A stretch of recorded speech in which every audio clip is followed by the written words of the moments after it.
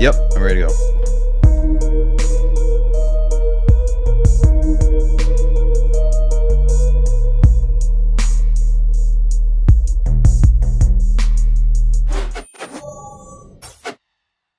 And the New York Knicks advance to the second round. Let's go, baby. The New York Knicks destroy. Well, I won't say destroy, but they knock out the Detroit Pistons, man. Let's go.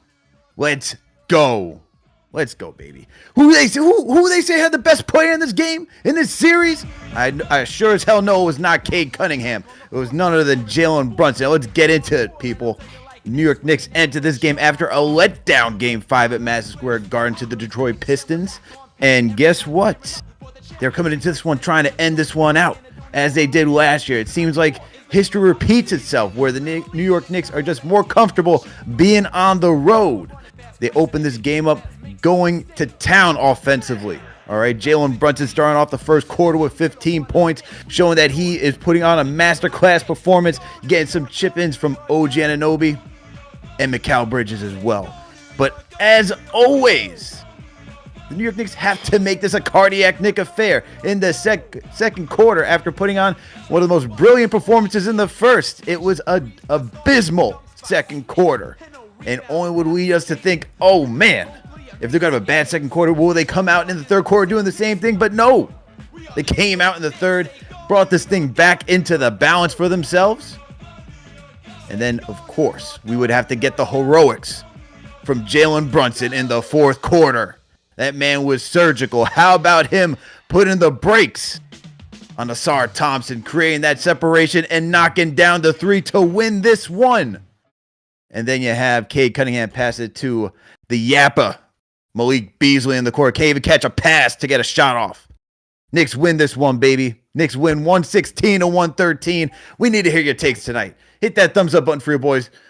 Subscribe to the channel if you haven't already done so. All right, with me on the other side is my guy, JD Sports Talk. You know we're about to get that crispy, clean analysis. CP's on the way from the watch party. We got to celebrate, man. Knicks win this one in 6. Send the Pistons packing in their own arena. Let's go, man. Make sure to download Discord. We need to get your takes tonight. Let's go, baby. Let's go. Got the double bang from Mike Breen, bro. How you feeling, JD? Woo! Man. They did it somehow, this team. Oh, my God. Oh, my God. Sometimes slogans literally live up to every letter. With the whole cardiac Knicks, it lives up to every single letter of the word, because my God, man, I'm speechless. I don't know what to say, because it's a combination of the game winner. Obviously, is the emotional moment, but it's just the series, man. It's every game. It's every quarter. It's in the same game, you thought you had it. They come out in the first quarter, they put in an amazing first quarter. And I start saying, after one quarter, 37-23. And I'm like, yes, this is the response. Mm-hmm. This is the start that you needed to get me excited for the Boston Celtics, right? Like, what is the best case scenario after the debacle of Game 5? What would be the best case scenario for Game 6? To get the fans to forget about Game 5. To get the fans that we missed an opportunity to clinch at the Garden for the first time since June of 1999. And that was what they did in the first quarter by scoring 37 points being up 14, had a largest lead up to 15, and you start to think as a Knicks fan early on in this game, this is not like, listen, I'm not lying to you. After the first quarter, I'm thinking about Boston. I'm already ready. I'm saying, this is how we're going to close this game out? Okay, let's do it. I'm ready for Boston now because now they're building, they're giving you hope. And that's all you want as a fan is hope, is excitement. You don't want to go into this Boston series thinking is good, we're going to lose in 5 or we're going to get swept. After game 5, I bet you a lot of fans were thinking that. And then there you go. You scored 22 points in the second quarter, and now we're back to, here we go again. And then this team in the second half, man, in that fourth quarter, holding the Pistons to 20 points. You talk about the game for Mikal Bridges. What in the world was Cat doing today? Where was he? And here we are in the biggest moment of the game. You see Jalen Brunson struggling a little bit there. And he got Azar Thompson, the possession before the possession.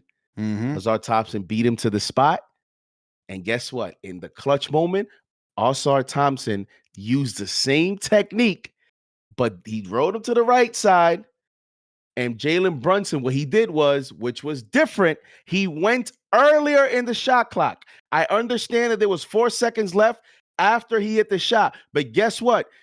This guy, our closer, is not 6'7". And when he's being guarded by a guy that's 6'7", you need to be smart. And Brunson was smart. I understand we want, take the shot with 1 second left so they don't get a chance. But you saw what happened the possession before. The shot clock ran out and it was over. He made the whip whip. Put him in. He put that young boy in the stretcher. Azar, where you at, baby? I'll bring you back over here. He put him in the blender, in the stretcher. He was barbecue chicken. He took him to the cleaners. He said, you know what? I'm going to put you in Spirit Airlines. I'm not even going to give you a steady flight. Oof. Man was traveling all the way to Mexico, man. He went all the way to Cancun on that move. He cooked them.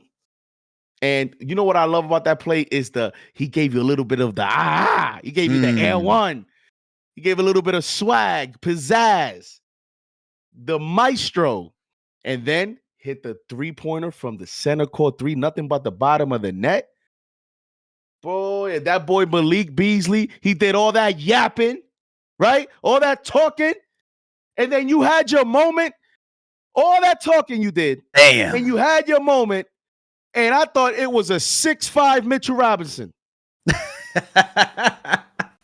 Yo, he was like, wide open, man. I'm not even gonna do that to my boy. You was a 6'5" Nerlens Noel. Oof. That sounds better. He had his moment, Alex. Bro, what happened? We couldn't even foul. Dude. And he choked.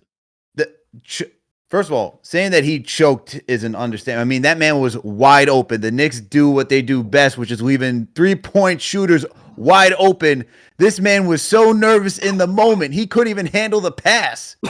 Nobody was near that man for like 10 feet. 0. But hey, man, talk about minutes, talk about all this nonsense. Maybe you got to put down the phone during the postseason, man. Maybe you shouldn't be tweeting. Maybe you should be more locked in on the game. But hey, man, this is what clutch teams do. This is what better teams do, man. They close out. Give him a 40-piece, building his legacy. Huh? All that talk about who's the best player in this series. That's all I kept hearing about. And are people blind? Or are we just looking at a guy just because he's a 6'6", 6'7" point guard, and that's all everybody loves now is the LaMelo Balls, the Cade Cunningham, the 6'5", the 6'7" point guard. Cade Cunningham wasn't, like, for the hype that he got, he wasn't great this series. He was good. He was a solid leader. He was more mature than Malik Beasley. He is ascending, but he wasn't great. He was okay. I mean, I've never seen a guy that can go 9 for 22, 0 of 8 from 3, and people are like hyping him up to be Paul George on the Pacers. He hasn't even had that moment yet. But it's all good. It's all good, young buck. we sent you home tonight. You got the rest of the all season to get better. Because we going on to the second round. And that boy Jalen Brunson, el cerrador, in other words, the closer, right? The closer, man. Showed you why he is who he is. And listen, some of the other players, y'all gotta pick it up. And I know one thing, like Mikal Bridges said in the post game, they think that they are now built for this. Beep. Hey man, after winning a game like that, how do you not go into the next series with some confidence? And so Bridges believe in it. This team's going to start believing it. This is the energy that you want. You just came through a hard-fought battle, a physical battle. You know, JD, you always mention it. Maybe this is the type of matchup that you need to, start, iron sharpens iron, right? This is the type of stuff that you may need just to get ready for the Boston Celtics, because now that you come on the other side and you see that, we can play a physical style brand of basketball, right? Now you can translate this into that next series against the Boston Celtics. Obviously, we can talk about Jalen Brunson's heroics all night long, man. I'm sure that we will, just because, look, you dropped 40 points tonight, man. He had 7 assists, and 7 assists with the night that some of the guys were shooting, man. I mean, we didn't have a great OG game. We didn't have, Josh Hart, shooting the lights out tonight. And Karl Anthony Towns you gotta be better than this, man. There's no way around it. So the fact that he came out with a 7 assists and 40 points, this is what best players in the series do, man. This is absolutely what best players in the series do. Just fantastic, man. I mean, look at the numbers. Look at the numbers. 40 points, 4 boards, 7 assists, 15 of 33 from the field, played 42 minutes tonight. 42 minutes, and still found a way. And only 2 turnovers? Only 2? You know what's even more impressive? I don't remember the last time, or if ever, as a Knick, you can correct me if I'm wrong, that on the road, Jalen Brunson has had to face this kind of like crowd, engagement, crowd hate, hostile environment towards him personally, where he's getting, like, honestly, it's like when Trae Young comes to the Garden. It's like I haven't seen this type of environment for him where he's getting called bleeping flopper. He's getting called overrated. They're putting billboards up in Detroit about him. Like, I don't think as a New York Knick he's faced that, because he's more been one of these building himself to a superstar kind of player. He's been building his profile, and he's more of like, he's not really like a big talker in the media. Exactly. So opposing fans haven't really developed a hate for him, but this is the first environment where it got pretty hostile for him. And I wanted, I was interested to see how he would respond to that type of adversity, because this is the first time as a Knick fan. How about Knick fans in the chat? How about you watching a game and you're seeing your superstar on the road for the first time? Other fans are hating him. We're the ones that do that to everybody that comes to the Garden. Mm-hmm. So how is it not satisfying to see your star go to another arena and go beat them 3 times in Detroit and send them home in Detroit, and do it in that fashion, hitting a 3-point shot from the longest distance of the 3-point shot against a future potential All-NBA defender, and let alone, as he always has to do, he has to always do it against a guy that's either 6'6" to 6'7" to 6'8", because as we all know, that's what the defense always assigns to Brunson, is the bigger wings. So, I mean, this is going to go down when we look back in terms of history, in terms of Jalen Brunson, in terms of when we have conversations in the future about all-time Knicks. Tonight's highlight, tonight's game-clinching game winner is going to be right up there in terms of, the Jalen Brunson New York Knick all-time resume. For sure, JD. And that's kind of, and I tweeted this out, and that's why I'm saying, like, We gotta up the nickname for him, man. You know what's higher than a captain? It's a colonel. Might have to start calling this man Colonel because he makes bigger buckets than KFC, man. That's just what he does. And so, damn. I mean, the fact that he's that cold, that confident to shoot that three with the clock winding down. When keep in mind, he's missed the other shots, even the shots that he's normally capable of making in the paint, fadeaways, all this stuff from the mid range, man. And then to say it doesn't matter, I still have the confidence that I believe in myself to knock down this three. Huge, man. Big time. But there's another guy we got to talk about in tonight's performance, and that's Mikal Bridges, man. I thought look, he gets a lot of the heat, especially when his offensive game isn't there. 11 to 16 from the field tonight. Got you 25 points. Very much needed shot. Damn near 70% from the field, man. You know, I know he went 1 of 4 from downtown. Only got 4. He got 4 boards and 3 assists, but I thought Mikal, the way he was playing tonight, he was giving you the clutch shots that you need. He didn't hit the open ones, man. He did not hit the open ones, but we can now count on Mikal after this series. It's like, oh, wait, who's going to get that rebound and get that, to tie the game? It's Mikal Bridges. Who's going to knock down a shot where just running through traffic and just puts up a floater or turn around mid? It's just Mikal Bridges, man. And then defensively, I thought he did a great job because you know what the Pistons were trying to do. They were trying to get Cade just facing off against Bridges, and I thought he held his own, where during the regular season, he struggled defending Cade. Tonight, man, when they tried to go that direction, Bridges held his own. I thought for a two-way performance, tonight was a solid two-way performance for Mikal Bridges. His best performance as a Nick, it's in the playoffs. Yeah. Why not? It's in the playoffs. He's had better statistical games. But you talk about both ends of the floor. You talk about impact. And with Mikal, with me, is always aggressive mentality. When he's able to give you that, where he yammed it on Cade's mother, huh? He yammed it on his... Oh, man, I'm still feeling that right now. Dude, the scream afterwards, my God. Bro, that's what I'm talking about. Is that emotion when he came down the lane with the left hand, yammed it on him. And then, honestly, in the regular season, that's a taunting technical foul because they don't even let that go in the regular season. Mm-hmm. And for him, and you could tell he wanted to continue to talk trash to Cade, but he kind of disciplined himself because he's like, okay, if I go too far, they're going to call a tech. But you could tell he wanted to really embrace that moment, enjoy that moment.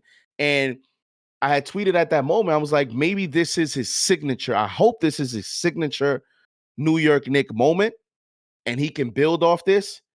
And he did. In the third quarter, he went 5 for 5, gave you 11 points, had a block shot, had a steal, had 2 assists, had a couple rebounds, 1-on-1 from 3.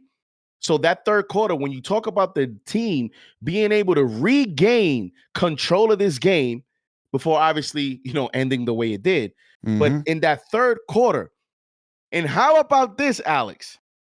The third quarter at halftime, the Knicks come out and they do layup lines. And we have almost 4,000 in the chat. For those of you that are saying, JD, what are you talking about layup lines? Why is Alex laughing at that? Well, if you paid attention to the post game last game, Mikal was talking about, I don't know, we did something like that in Phoenix. Maybe we should do layup lines at halftime. So in the third quarter, we can come out with more energy. And lo and behold, they listened to Mikal. They tried something new, and they went with the layup lines. And they had some, whether you want to attribute it to coincidence, or maybe it's funny too, because maybe the players, as they're doing the layup lines, it's a mental psychological tactic. And they're thinking, well, this was Mikal's idea, so we have to come out with fire. Right? And then that's what they did in the third quarter to regain. And then it's just his aggressive approach and his defense, his attitude. Like, he had a complete game. And you could talk about the few open shots he missed. He finished the game 11 for 16. And this has been the thing with Mikal. Mikal has had this knack where he drives you crazy. He's inconsistent within the same game, but he gives you clutch defense. He bothers somebody's shot in the clutch moment. He's able to make these clutch plays. He's in the right spot. The left-handed tipping, we don't even get an opportunity with that. So overall, complete game. And boy, he was the perfect player that needed this tonight, because he has a challenge in the next round versus who I believe is going to be his matchup, Jalen Brown. I think that's going to be his matchup. And I just wanted him to go into that series with confidence. And boy, oh boy, he's going into that series with confidence. Salute to Knicks Nation. Thank you all for tuning for another KFTV post-game live. The New York Knicks win Game 6, 116-113. They are advancing to the second round to dance with the Boston Celtics. They'll be playing on Monday. With me on the other side is my guy, JD Sports Talk. Make sure to hit that thumbs up button for your boys. Make sure to subscribe to the channel if you haven't already done so. We're gonna get to the Discord, man. We got a lot of people on the line, man. We got to bring some people up here. We got to hear your takes tonight. We want to know what people are thinking. How are you all feeling after this game? So let's start with Zach in LA. Zach, always kicking it off. How you feeling, man? Oh, I am feeling exuberant. I guess that's the best word to say right now. Exuberant. That is a hell of a win for the Knicks tonight. You know what? Jalen Brunson made Asar Thompson look like Byron Russell in that 98 final with that cross. Those are facts. I don't remember. I don't know if you remember that, but dude, that's what it looked like. I mean, that was a hard fought win. I mean, they had everything stacked against them from the third quarter on. I mean, they looked great in the third quarter, but that fourth quarter opened up hard for them, and they fought hard, man. So, give it up to the Knicks to come, bring it through 6 and go on to the next round, man. Absolutely. You gotta, especially with the adversity that they faced throughout this entire series, especially playing a tough physical team, the Knicks come through in the end and deliver. And now we get to see if they could take that. Let's see if they can take it up another notch and compete with the Boston Celtics in the second round, man. That's all we need to see now.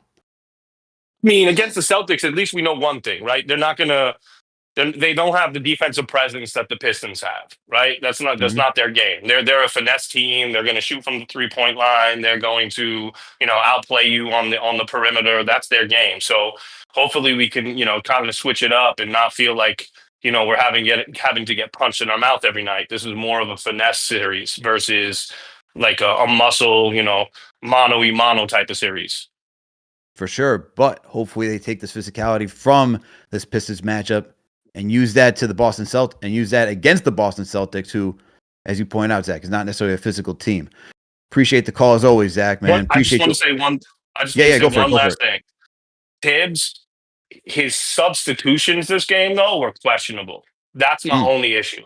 That's my only thing about this game tonight was he was choosing the wrong players to come in at the wrong times, and he needs to look at the tape better. Yeah. Look, he's going to have to go through to a deeper bench in the second series, and we'll see how the Knicks prepare for that one, man. But as always, Zach, appreciate the call. Appreciate you for tapping in. Yes, indeed. Salute Knicks Nation, and, we're going to beat the Celtics.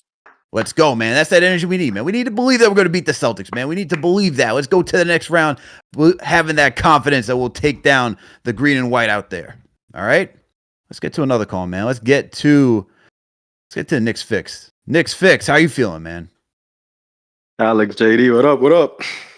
Feeling good, man. We just won. We'll go on to the second round. Get to send some Pistons fans home crying. Exactly, man. I feel like my blood pressure is in my in my stomach or something, man. My God. Look, man. Look. All right, let me just get to the points, like straight up. You know what I gotta say.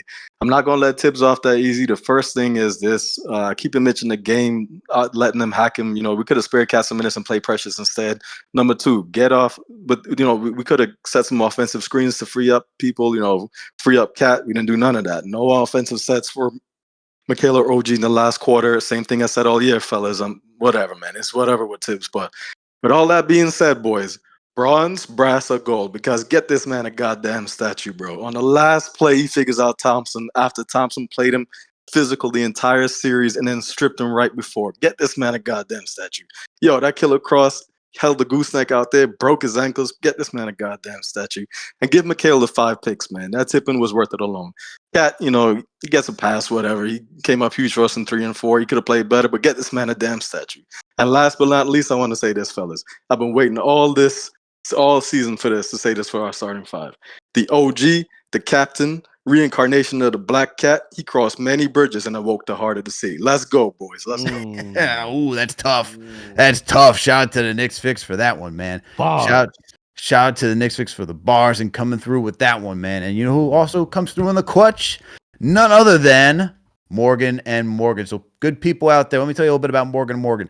Morgan and Morgan comes through in the clutch just like Jalen Brunson, okay? With over $25 billion recovered from over 500,000 clients, Morgan & Morgan has a proven track record of fighting to get you full and fair compensation. In Florida, a client received $12 million after the insurance company's best offer was just $350K. In Pennsylvania, a client was awarded $26 million, a staggering 40 times more than what the insurance company offered from their original $650K. All right. This is the reason why people go with Morgan & Morgan, man. They're just reliable and trustworthy and get the job done, okay? They're America's largest injury law firm. For over 35 years, Morgan & Morgan has been fighting for the people just like you and I, okay? They have over 100 offices and more than 1,000 lawyers nationwide. If you're injured by the negligence of another, you deserve to be paid, and that's where Morgan & Morgan comes in, okay? So if you're ever injured, you can check out Morgan & Morgan. Their fee is free unless they win. For more information, go to forthepeople.com/KFTV or dial pound law, pound 529 from your cell phone. That's for the people, FOR, thepeople.com/KFTV or pound law, which is pound 529 from your cell. This is a paid advertisement, okay? Shout out to Morgan & Morgan for being tonight's sponsor. And I'm sure Asar Thomas is definitely going to be calling Morgan & Morgan for his injury.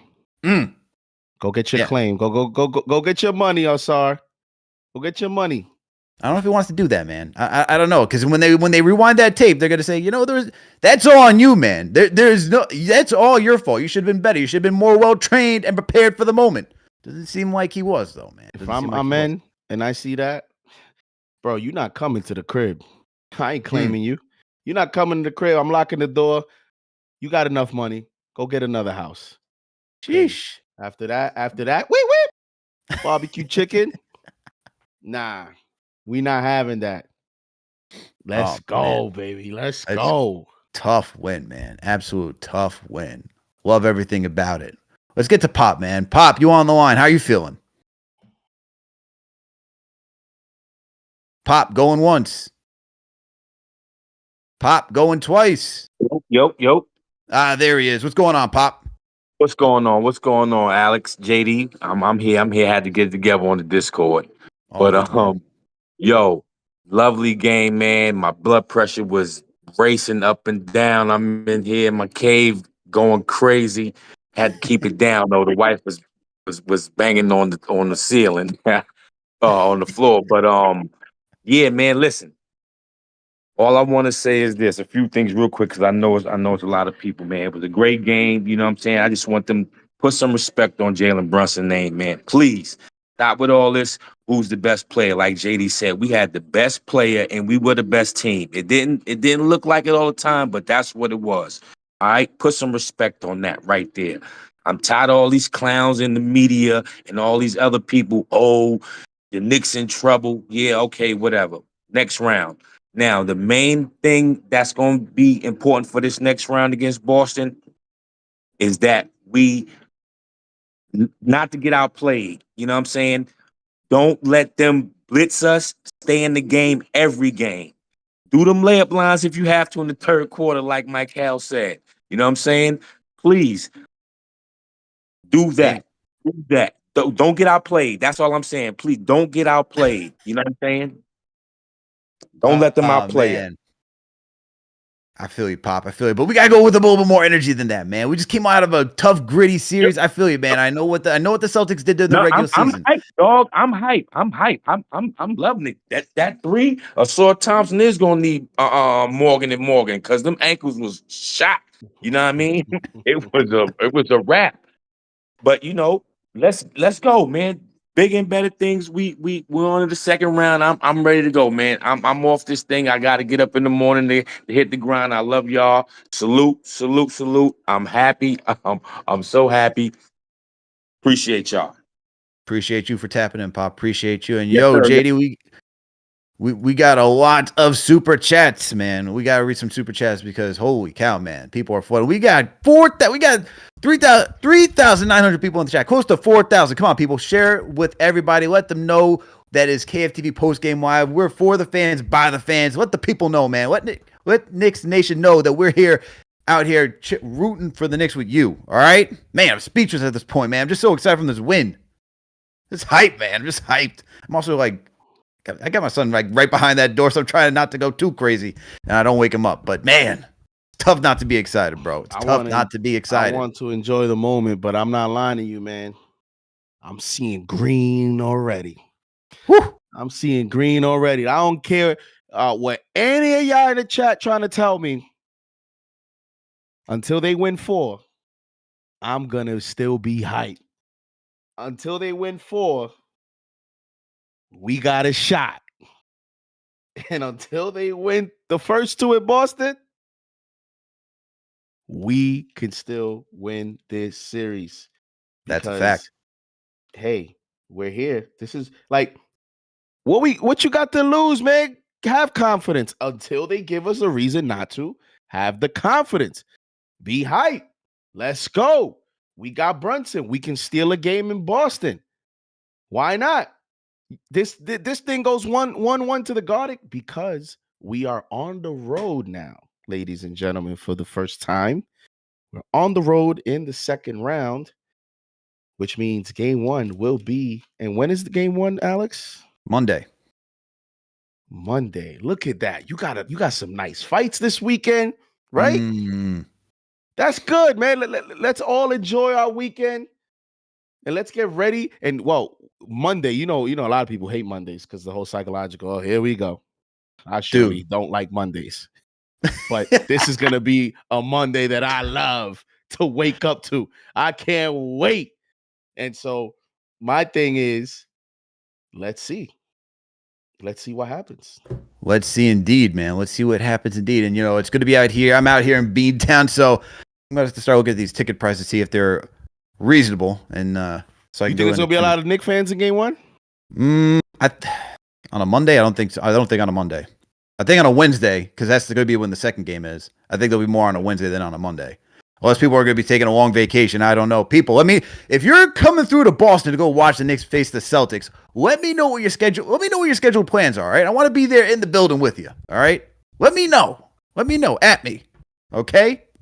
All right, we get some of these super chats going, man. We got Damian G reviews for the $5 super chat. Shout out to you for being a franchise channel member. Game had me cursing in Spanish and Japanese. This team driving all my cultures crazy. Rest up and let's go to Beantown. Shout out to you, Damian. Trust me, I was right there when the game was tied. I was furious. All right, shout out to my 2 cents, man, for being a franchise channel member for 27 months. And look at that beautiful red KFTV logo, all right? Shout out to TM for doing the damn thing as always. If you're a franchise channel member, based on how long you've been a franchise channel member, you get a different badge next to your name. So shout out for TM for doing the damn thing. Shout out to the chief mod in operation.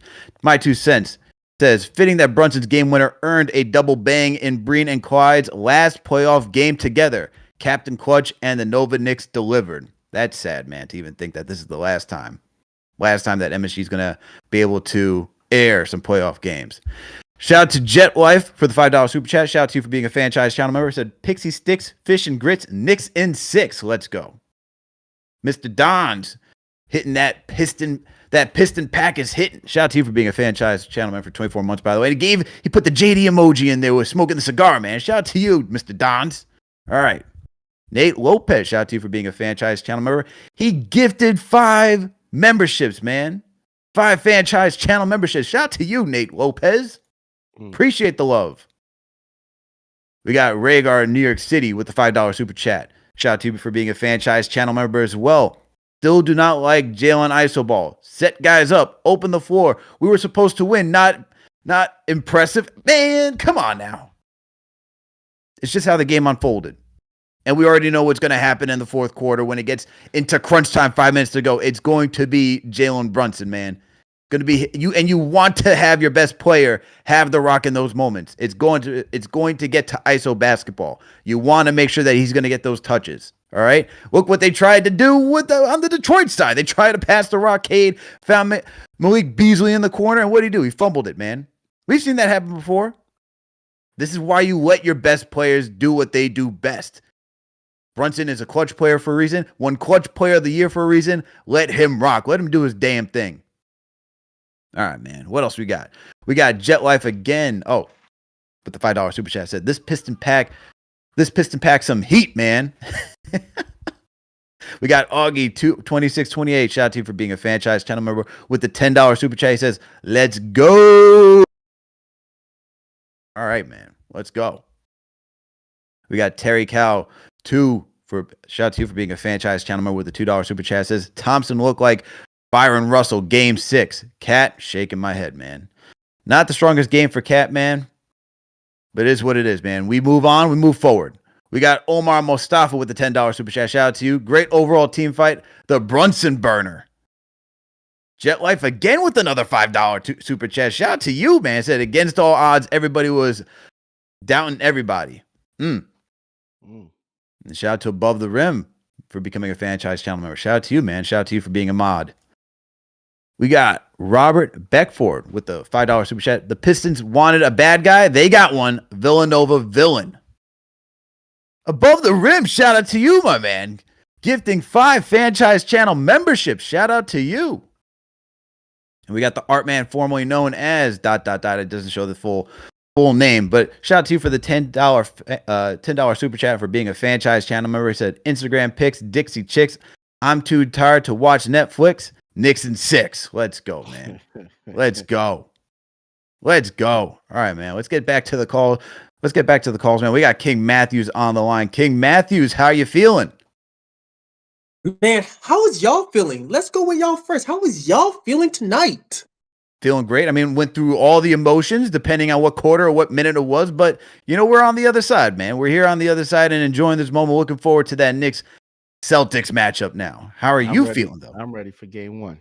Let's go. Man. See, JD's already ready, man. JD's never scared. He's asking people, are you scared? I'm ready to stay up from now to Monday. I'm ready for game 1. I don't know if you're ready to do all that now, but since you hate Monday. Oh, no. Now let him go crazy. And JD, if we do win game 1, I need you to bring up the grill, man. If we win game 1, I need you to bring the grill. All right? So promise me that. Definitely. Absolutely. Let's do it. Yeah. About this game, though, man, there were some good things, some crazy bad things. Second quarter, what the hell? Excuse my language. Fourth quarter, what's going on? Let's just say Cat just had a brain fart.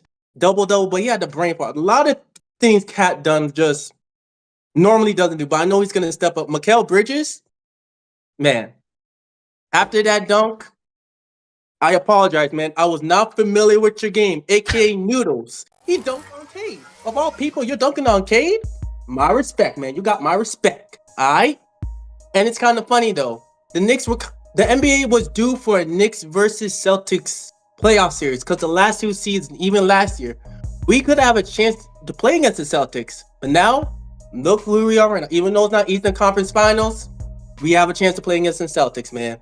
And you say about Amen Thompson, about Morgan? Nah, he don't need that. Because that was a murder. Give that guy a map. What was he doing? He don't know Brunson, man. He a bad man. If you still think he's not the best player of the series, I don't know what to tell you. I think you need to go in your room, look in the mirror, and think about what you said. Because he's one of the best point guards in this league. Top 3, top 4, I don't care. Give this man his respect. And don't be surprised if Knicks could push this to 7. I think they can. If Mikal Bridges say they think they have a chance to beat him, you think they're like that? Show us on the court. Show us what you got. Knicks in 7, I don't care. Let's do it. Let's go Knicks. Y'all be safe out there. Stay blessed. Come on now. Shout out to King Matthews. King Matthews hype, man. He's ready. He's ready to go. He's ready for the Knicks Celtics series to start on Monday, man. This man's going to... I could sense it, man. People are going. Look, I'm actually getting a text right now. Shout out to my guy Joe. He's just sent me a text. He's like, "You pulling up to game 2? That's Wednesday, man. People are." So it looks like Wednesday might be the day for people to be going to this Knicks Celtics matchup in Beantown, man. If you all are coming through, let me know. Let me know, man. I'm out here. I'm trying to go. Trying to rep. Trying to support our team, man. Let's know. Let me know. You know what's funny, JD? In the there's I play pickup basketball, right, man. And we got a WhatsApp chat, and there's a Detroit Pistons fan in there, right? Talking hella smack, man, hella smack. And he's telling me today, Knicks are frauds. They, it took 6 games to beat the Pistons. Why is Josh Hart crying at the ref all the time, bruh? Pull out the doll. Where did they touch you, man? Let me know. Why are you upset? It's all good, man. You can just say, hey, good game, walk away. Look, I get you upset, man. I get you go through the motions. It's okay, though. It's okay. The better team won. We have the better player. Stop crying, man. Stop crying. Stop coming at me in the chat just trying to say the Pistons. Like, relax. Stop. Yo, I'm not gonna lie. I feel, and I'm sure a lot of fans feel what I'm about to say. I feel like I was a part of this series. I feel like I played some of these, physical battles because I'm exhausted. I'm exhausted. I'm running on strictly fumes. I'm running on nothing because, bro, you imagine, bro, if this thing would have went 7. If this thing went 7, you said? Yeah. Oh my God. If this thing went 7, I would be. Bro, oh my God, bro. Because at one point there, you're starting to think like this team is just not like they're not gonna figure it out. And then at one point you're thinking, well, the ebbs and flows and how you can understand it because how it's pretty hard to beat a team 2 times at their place, let alone 3 straight times. Like, I mean, the Pistons crowd, the Pistons players, the Pistons franchise, they didn't know what it was to win in Detroit. They didn't know what it was to win in Detroit. They have nothing, man. Hold up. Did we get someone live? We do have somebody in here. We have the captain of KFTV with us joining. Is he on the screen? Because I saw a little smirk in his face. And I don't know if that was, I think he knew we were live. And I have a sense he's trying to say something with that.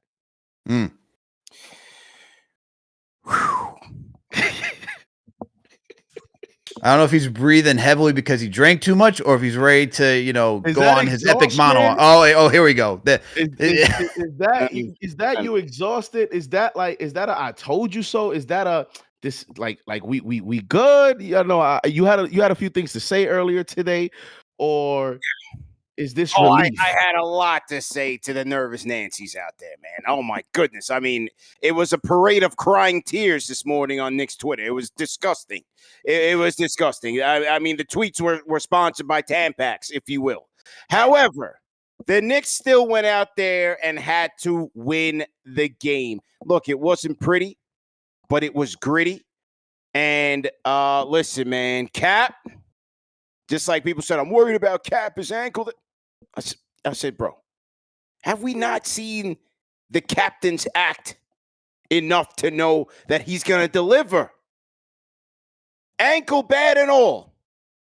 When Cap has a bad game, he's going to bounce back and kill. That is his mindset. That is why he's the captain and he's built for the moment. Asar, I'm sorry, pal. Listen, you gave it your best shot. But you became a meme tonight. You became a highlight reel.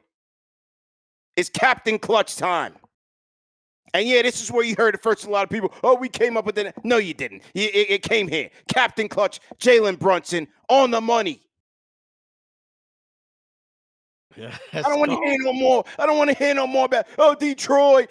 Detroit. Oh, my God. Somebody said this morning, oh, man, are they going to lose? How are they going to lose 3 times in their own building? Why not? Enough already. Oh, they won so many quarters. They won so many minutes. The key is to win the series. And the Knicks did that. Goodbye. Malik Beasley, you could do your hula dance in Cancun. Goodbye. Timmy, all the moving screens, you could do that in Cancun. Goodbye. The best player in the series left his mark in Detroit. Y'all can boo him. Y'all can say F him, this, that, and the third. He's cerebral. He doesn't care about none of that noise. That's why he's built for the moment. All right, so let's just get that out the way.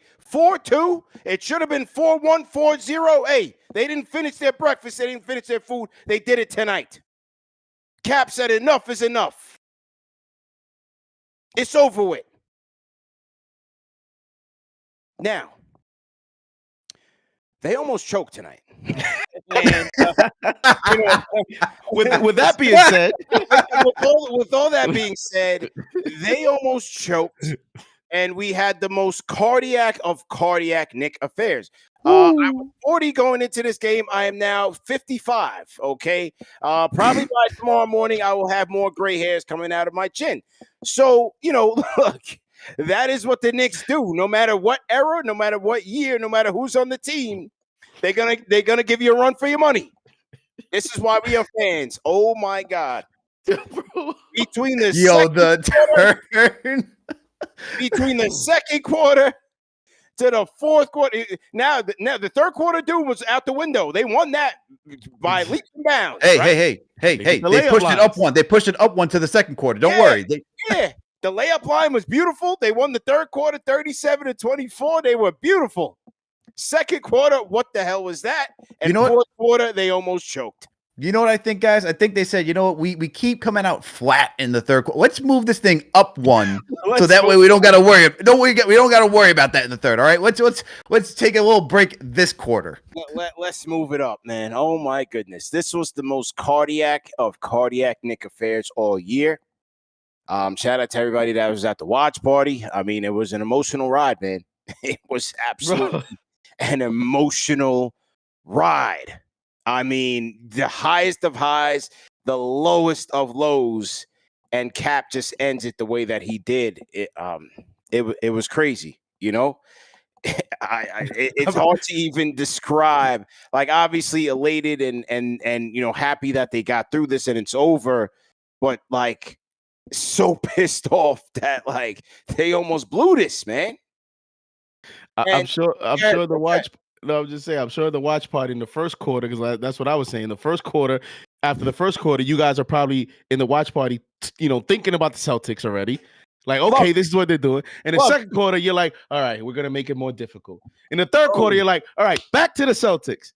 And in the fourth, they're probably asking you, CP, so you think we're going to win game 7? Bro. And then in the last minute, we came back and win the game. Unbelievable. I mean, the decision-making was woeful under pressure, under duress. The lack of play calling. You could even make a case like, look, man, like you just have to live with ISO Cap. And it's paid off more than it hasn't. This is why he's the clutch player of the year. You got to live and die with it, It's just tough, man, because on the play before, when Asar stuffs him, you're like, damn, like, move the ball. And then he makes a crazy crossover, leaves my man in the dust. He put him in the stands with Timmy Sr. and them. And then he comes through with a crazy three. I mean, this is why you watch the game. You just don't know, man. You just don't know. But they have a lot of work to do, obviously. But, hey, get back home safe. Rest up, for sure, because they went through a lot. Physically, mentally in this series, and then let the chips fall where they may against Boston, man. That's how I see it, man. They're gonna have a quick turnaround time too. They're flying back tonight. They're gonna be home for Friday, Saturday, whatever day you decide to practice, and then you gotta travel on Sunday to be ready for Monday. And it's not it's not a far distance, but still, it's being on the road. That's why they should have wrapped it up in 5. Exactly. You got to go to Detroit. You go through it again. Physical, mental battle. Now you got to come back home, right? Pack up for Boston. Go to Boston. Like, it's tough. It's the nature of the beast. See, they did that to themselves. But hey, it just is what it is, man. I guess It is Well, what it is, man. A T- lot is CP. going to be tested. Go ahead, Alex. No, I just for both of you guys. At what moment were you about to break the TV? Oh, I mean, second quarter and fourth quarter. Second quarter. Second quarter and fourth quarter, man. You know, Oh, because again, like I just saw a lot of self-inflicted wounds from the passes again. Like, oh, look, you know, Mikal, great dunk on Cade. Great dunk. That's what we needed. You know, hopefully that was just like welcome to New York moment in the playoffs. But like you're still throwing these crazy passes to Mitch. You know, Josh out here stumbling, bumbling, like Doing it again, man. You know, Cat doing cat things, not surprising, but it was just the decision making under duress was so stressful. It was just hard to take, man. It was hard, but I did feel like just again, keep it close for Cap. Keep it close for Cap. 2 or 3, and that's it. We will always have a chance with Jalen Brunson. Always. Even when the second to last attempt was denied by Thompson, I still said, even after we lost Towns, I said, hey, we either tie it, we go to OT, or Cap is going to win this thing. That's it. And they kept it close. But Mitchie. Talk about it, CP. Talk about that. Waiting for the block nest monster the entire fourth quarter. Who takes somebody out? Just put him in. We need to close games with Mitch. Why can't we do this, Tibbs? Why? Again, this is a self-inflicting wounds. I get Talk it. about it. I get it. It's difficult because you know what? I'll give Josh a lot of credit, especially with the third quarter. A lot of the third quarter from the start to finish was on him. I loved his grit. He fought for every inch for this team. I love it. He did. And that's why it makes the decisions a little bit tougher in terms of who you take out. It's either Josh or Mikal. One of them got to come out. But Mitch has to go in the game and play a lot more, man. The defense is just way more easier. It's just way easier, man. Look at that possession, CP, late when after Cat fouled out and Cade went left. Yeah. And Mitch's ability to just cover his base in the pick and roll. Yeah. And still have enough space to contest. And alter the shot. If that's Cat, Cade has enough space to either pull up for a floater or go to the hoop. Like, bro, we have to figure that out. Mitch has to close games defensively if you want to win games, man. It's either Mikal or Hart. Take your pick. It's not an easy decision, but I cannot close games. I cannot lose games with the blockness monster on the bench. I can't. I agree with you 100%. Makes no sense, bro. Go ahead. I agree with you 100%, and I know I'm just going to play devil's advocate. All right, I don't agree with it because Mitch should be out there. I've been arguing this. Shout out to Claudio over at KFS. We were having discussion this morning through text. Yep. The reason is going to be Hack-a-Mitch, and we saw that. We saw that.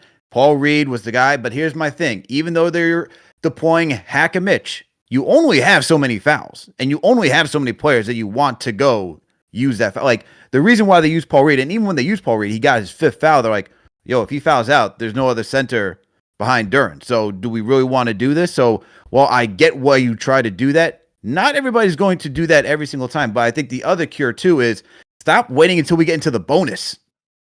Stop. Like the earlier, the better that Mitch gets out there just to make the defense that much easier, as you said, CP. It's just, I just don't know why we continue to wait for, like, it's just like, it's too long. It's too long. But while he's out there, for the love of God, please stop with these, like, thread the needle passes to him in the paint. Just stop. Stop. Just Bro, stop. I can't for the last 2 games. And that's what got them in trouble in the second quarter. I'm like, again, the force feeding and like the bad passes to Mitch. Everyone knows we don't even play on the team. We know you literally have to put the ball in his hands. And my guy, Sean Shepard, big up Sean Shepard out there on the left coast. He was like, you know, what happened to the lobs with Mitch? And on Twitter, he said that. And I said, it left to Toronto because RJ was the only player that could throw the lob to Mitch well. But that's where this Knick team got in trouble because none of the guards from JB had good passes. I'm not gonna say not, but Payne, Deuce couldn't set nobody up. Couldn't make simple passes, and none to the block nest monster, man. And that's where that second unit got in trouble, especially in that second quarter. But you know who? And this is why I want to see the double big lineup. Yeah, the best guy who can throw lobs to bigs is actually Karl Anthony Towns. He did that a lot with Rudy Gobert out in Minnesota. Yeah. That's why it makes sense where if you're going to have Cat there and he's going to command the double team as well, he could throw the lob to Mitch, because then next thing you know, if you have somebody shading over, it's right there in the dunker spot, man. Use the double big lineup. Right?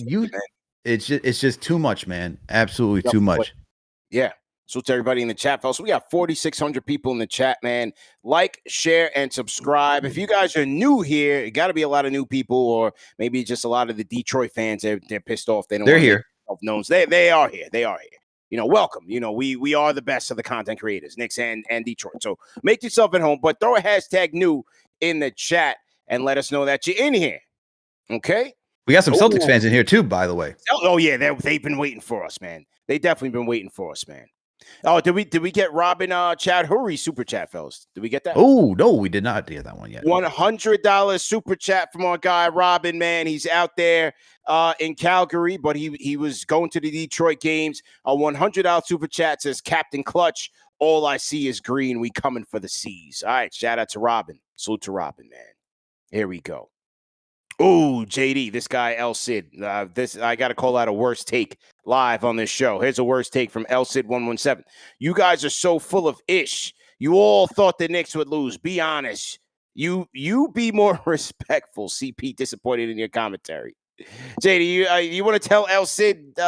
You talk to El Cid, bro, because you were talking to me all day today on Twitter. I was trying to calm down the nervous Nancy's here. El Cid was very nervous tonight, bro.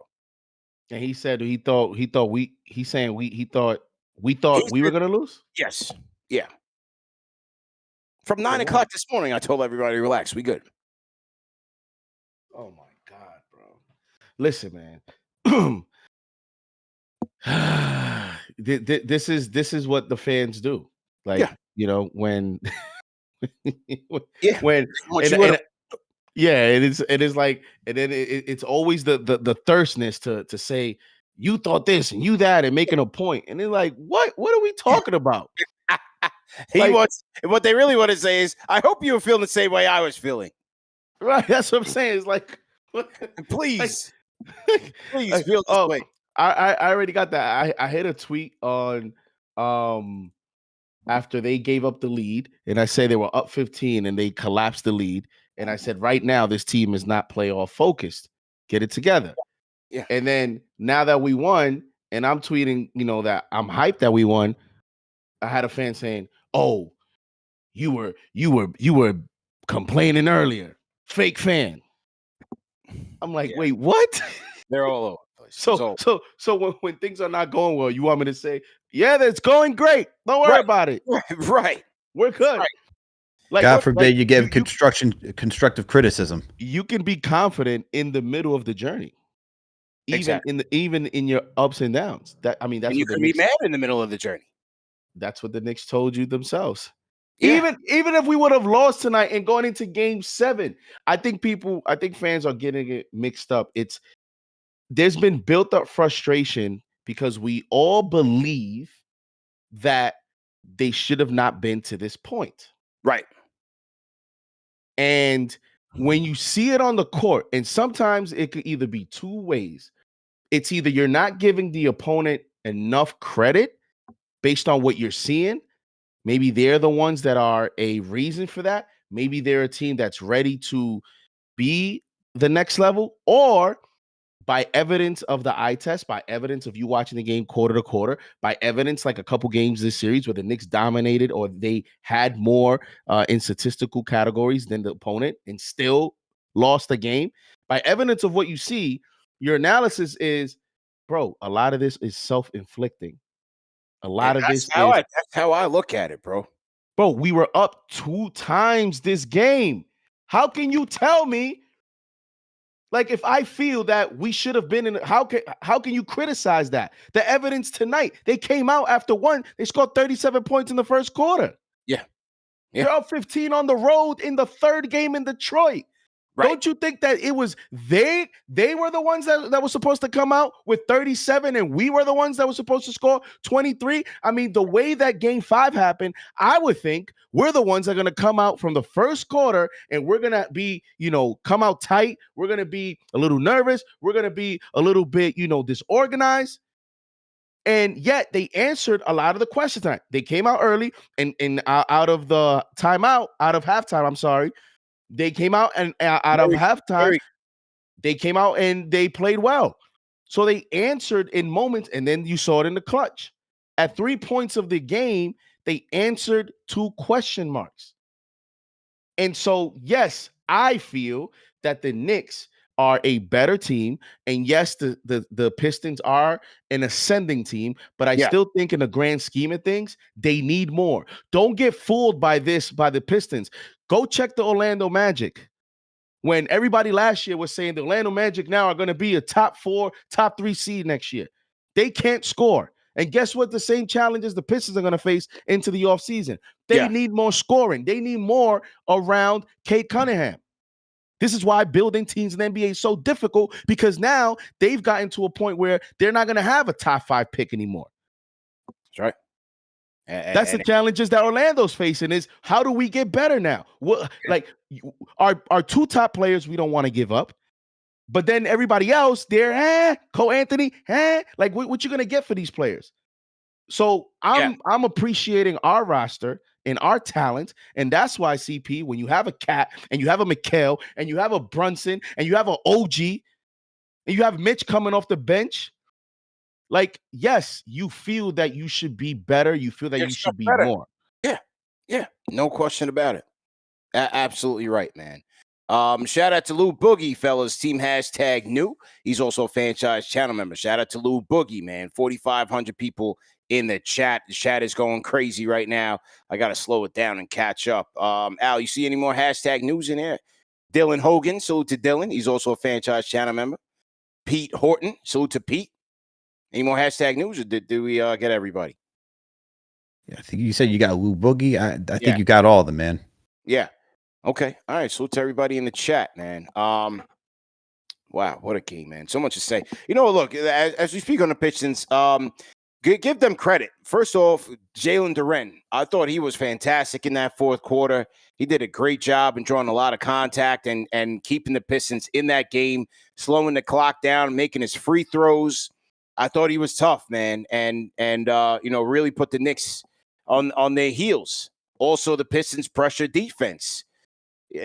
As we said, we said this all year, right? With those athletic defenses that put pressure on the Knicks, they can be had. They can be had.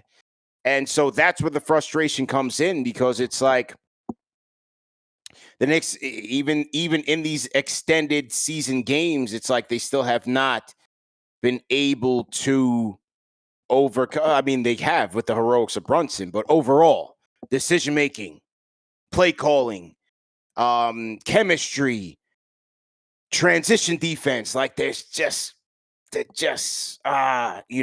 why they keep letting these teams in the game. How about that last possession? They didn't even foul. And you see that they didn't even execute that right. And we got bailed. And like, if you want to keep it 1,000, right. Like I said earlier, Malik Beasley's Nerlens Noel hands is what saved us from him having a wide open 3. Wide open. Something that Tom Thibodeau would have had to answer to in the postgame on how do you come out of the timeout and you allow like 3 passes and y'all don't foul. Right.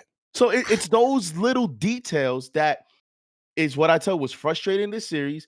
And in the next one, you will pay for those mistakes. You got to be perfect against Boston. This is the benefits of playing a young. And we keep saying they're inexperienced, but Beasley, Harris, they've all been in the postseason. They haven't had a lot of success in the postseason, but they still got their experience. But to what you guys have been talking about, that's why, like, on every game of the week preview, like I talked about, like, I had this team winning in 6. I thought this team shoots themselves in the foot way too many times throughout the season that There are going to be games where we're just going to be like pulling our hair out saying, what are you doing, man? It's just, shout out to Trilogy, who always comes through on the show, man. That is Trilogy, yeah. He does a great job, man, covering this team. And, he even wrote recently, like, the team just tells you who they are throughout 82-game regular season, even through this postseason.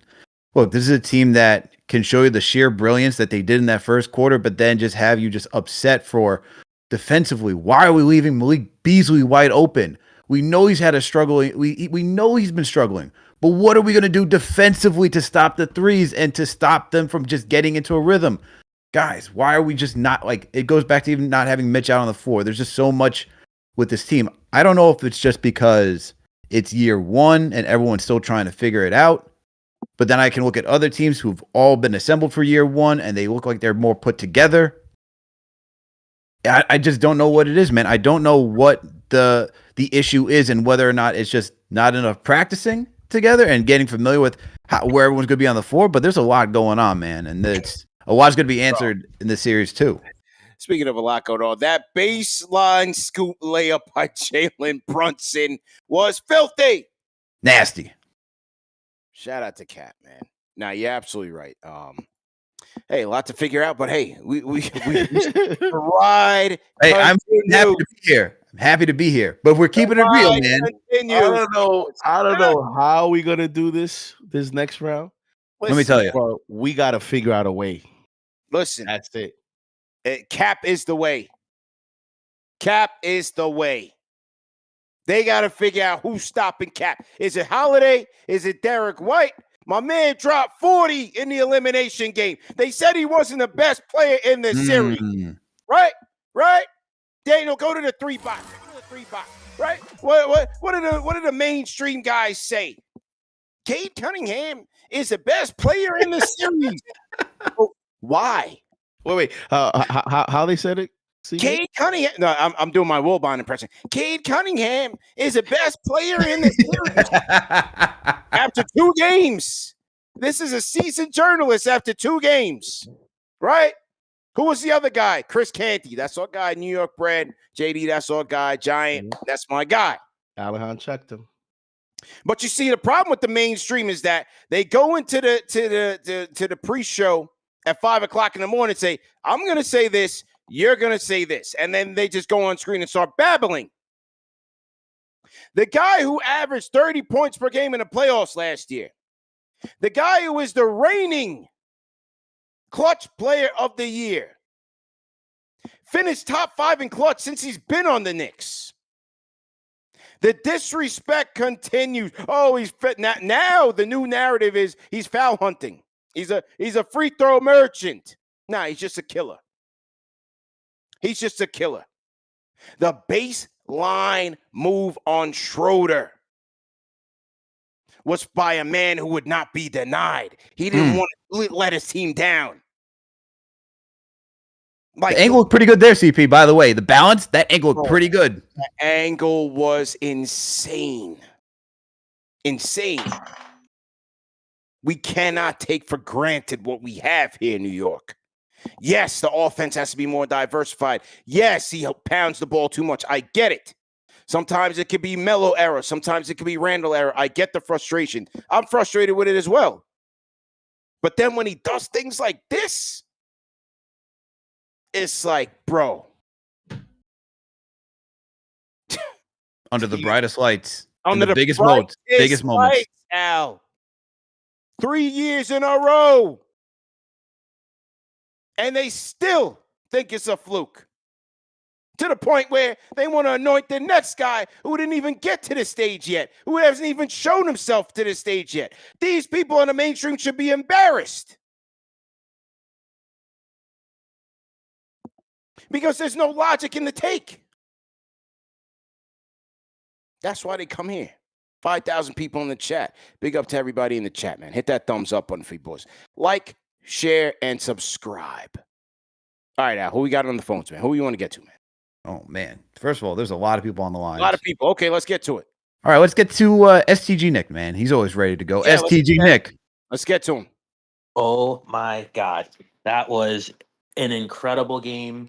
I'm obviously pleased with the outcome, but the process to the outcome, cardiac affair. I mean, I believe they went on a 20-2 run in the fourth quarter. Yeah. Happy with the win, but they definitely got to clean up some stuff because you can't get away with that against the champs. It's definitely going to be a different series. But I'm definitely interested to see if they try to play a little bit more physical with the Celtics, because we saw that Orlando gave them a tough time playing physical. We just came off a dogfight, or is it going to be more of a finesse series? But with this game itself, I mean, Cap, unbelievable. 40 points, the dagger, and everything was just super impressive. Yeah. And also just like Karl Towns and Josh Hart, I mean, those guys were pretty much playing with 4+ fouls the whole second half, and they managed to not get the 6. So I thought they did a good job there.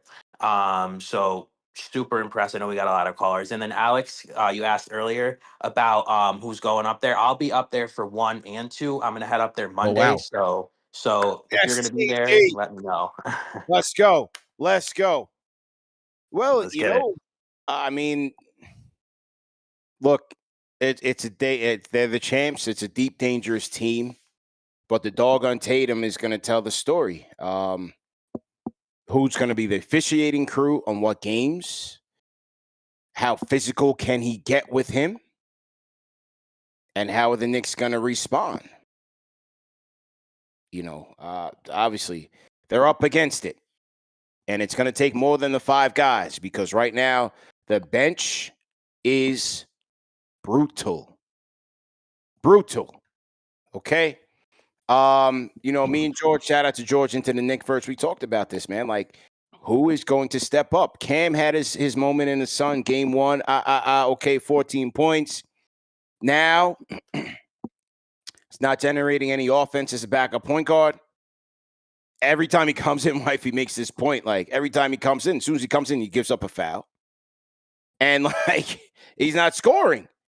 And the glaring thing is like, look, man, Deuce has been brutal. Okay? I know people want to put the narratives out there. And look, this is no disrespect to anybody, right? They want to put the narrative. The data says Deuce. Put the calculators away. Deuce has been brutal. Period. Watch the game. All right? And this is what I mean, JD. This is what I mean. Like, guys, like, you want to spin narratives just to, like, make it look cute? Watch the game. Deuce has not been good. He's got to find that offense for them to have even a semblance or a chance, or they got to go to somebody else. Point blank, period. Is it Shamet? Is it Delon Wright? That's all that's left of the guard bench. Or, hey, maybe it's Macomb Dadier, which it's no chance, right? But, like, Deuce, I don't know, man. What's up with Deuce? It's just not there. And then tonight, his decision-making overall was just bad. So they're going to need a lot more, man. And the tricky thing with all this, CP, is you have a head coach that just does not. I mean, if you look at tonight, if it was up to him, he would have played the starting 5 the whole game. Like, all 5 would have played all 48. Yeah.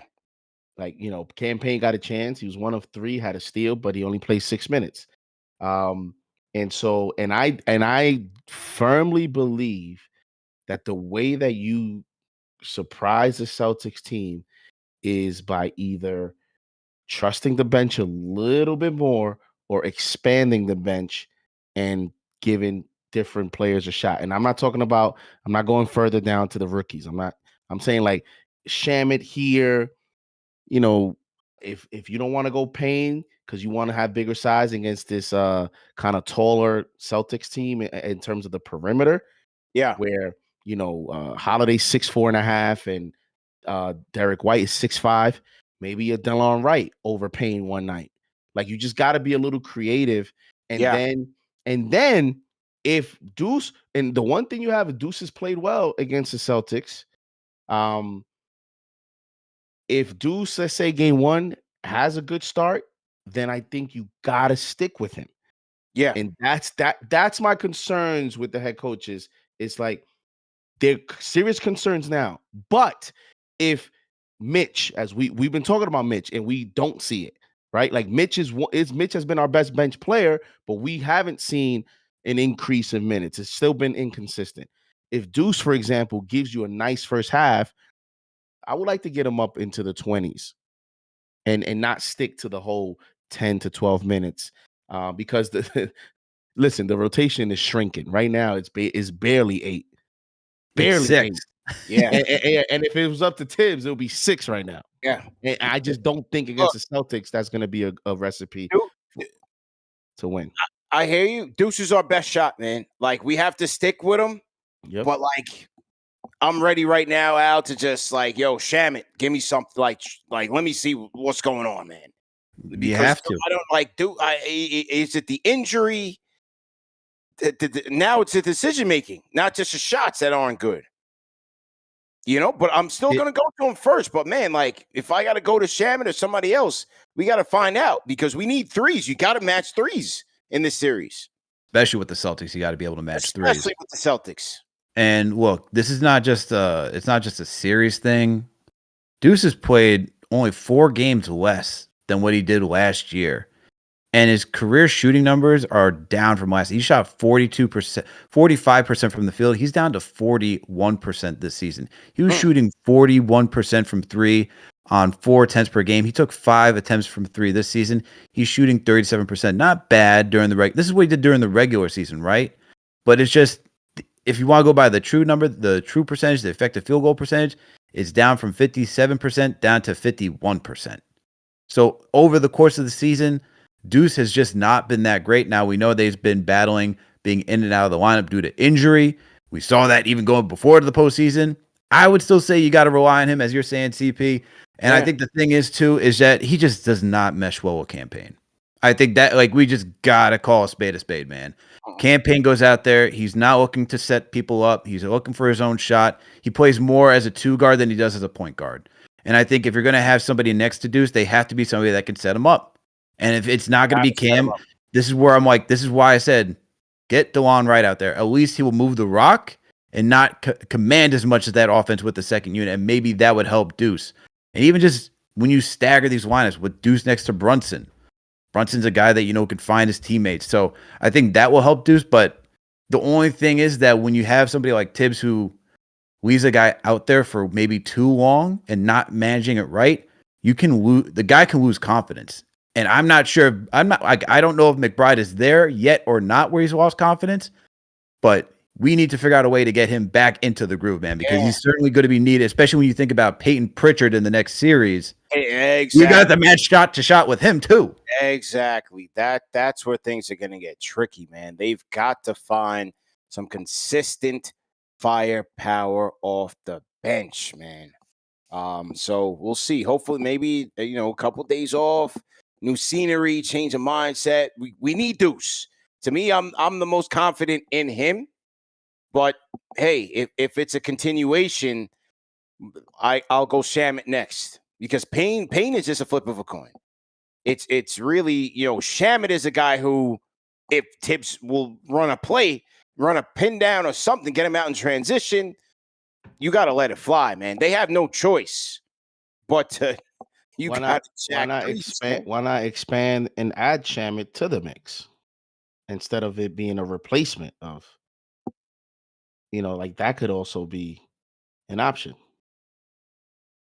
You got to trust. Unless you want to just keep it 7 players, then no, they're not the way that they just went through this series.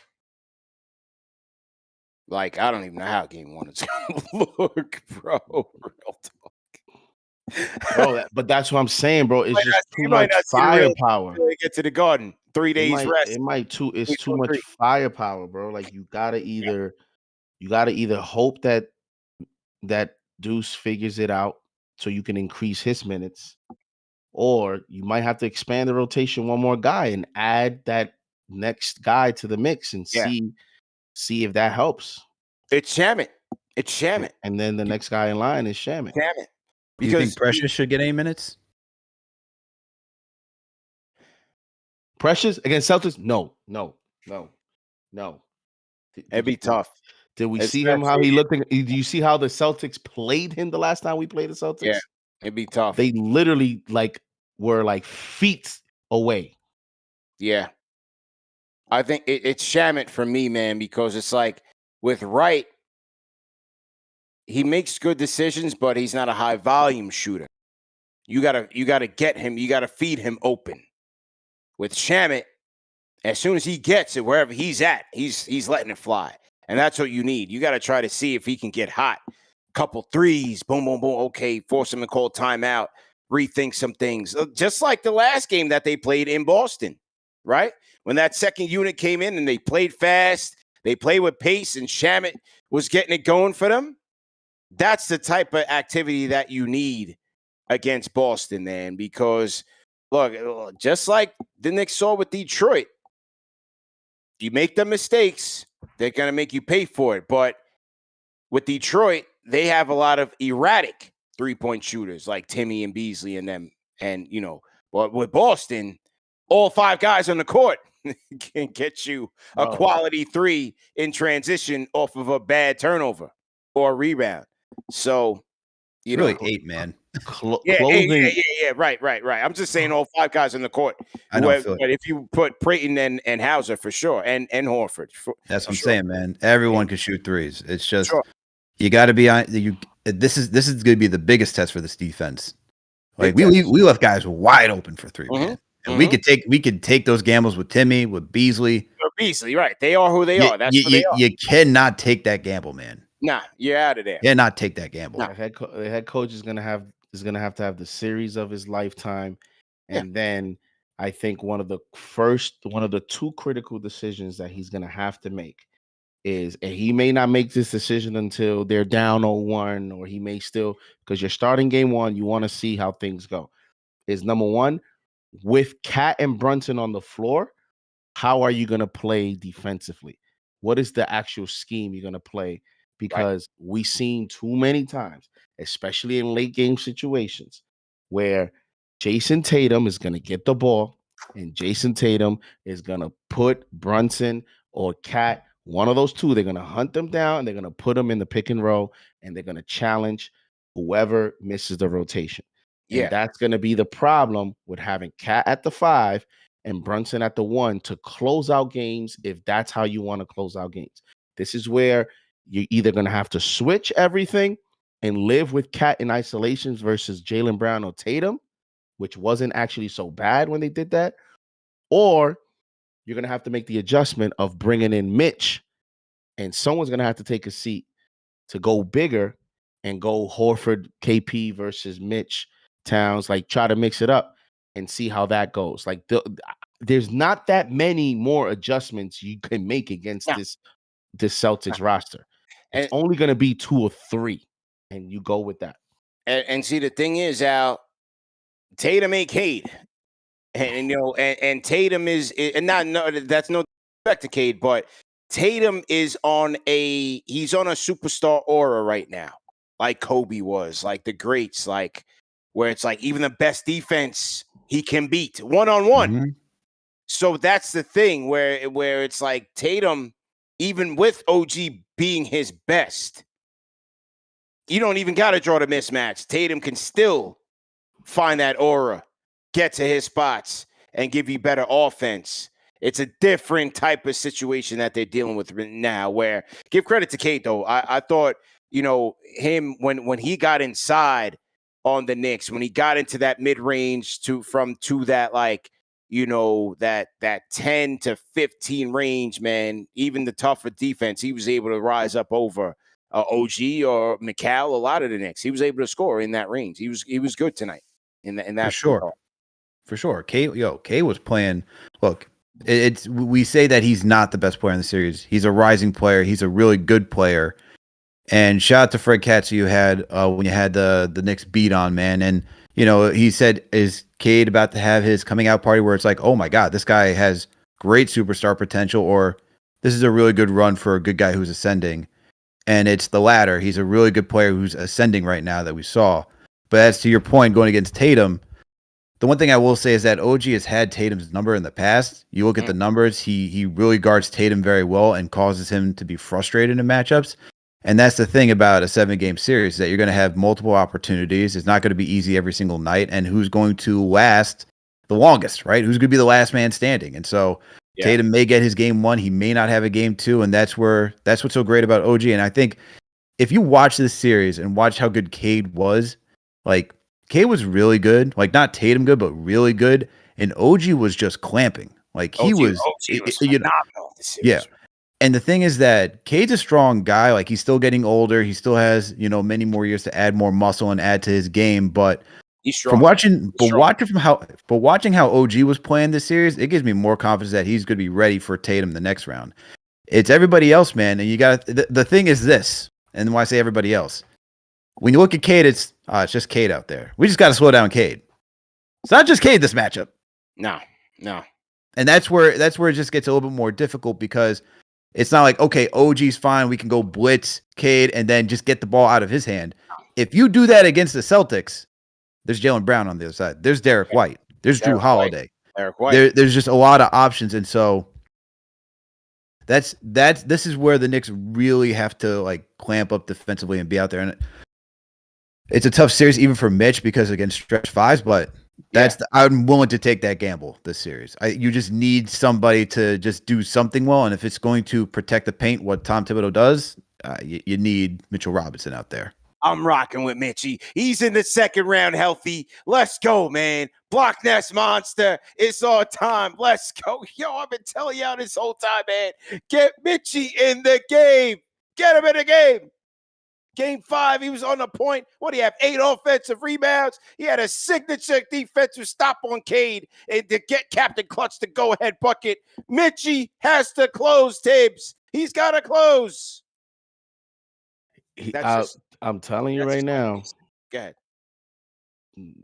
Tom Thibodeau is going to have to not be afraid to, decrease some of these Hart minutes because I think this is a tough series for Josh Hart.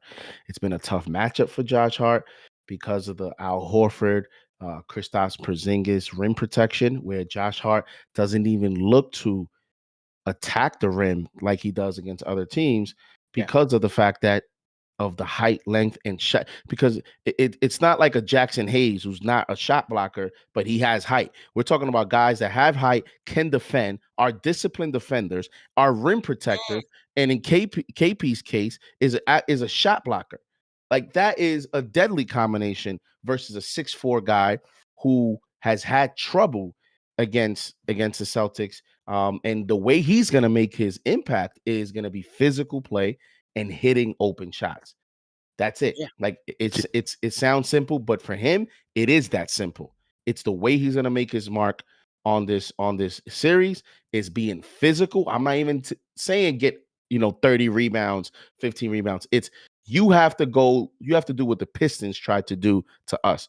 He has to be physical around the basket, and he's going to have to hit shots. And the difference between Tatum and Cade, amongst many other things, but one of the things is in key situations, Tatum understands angles and he knows how to play the refs.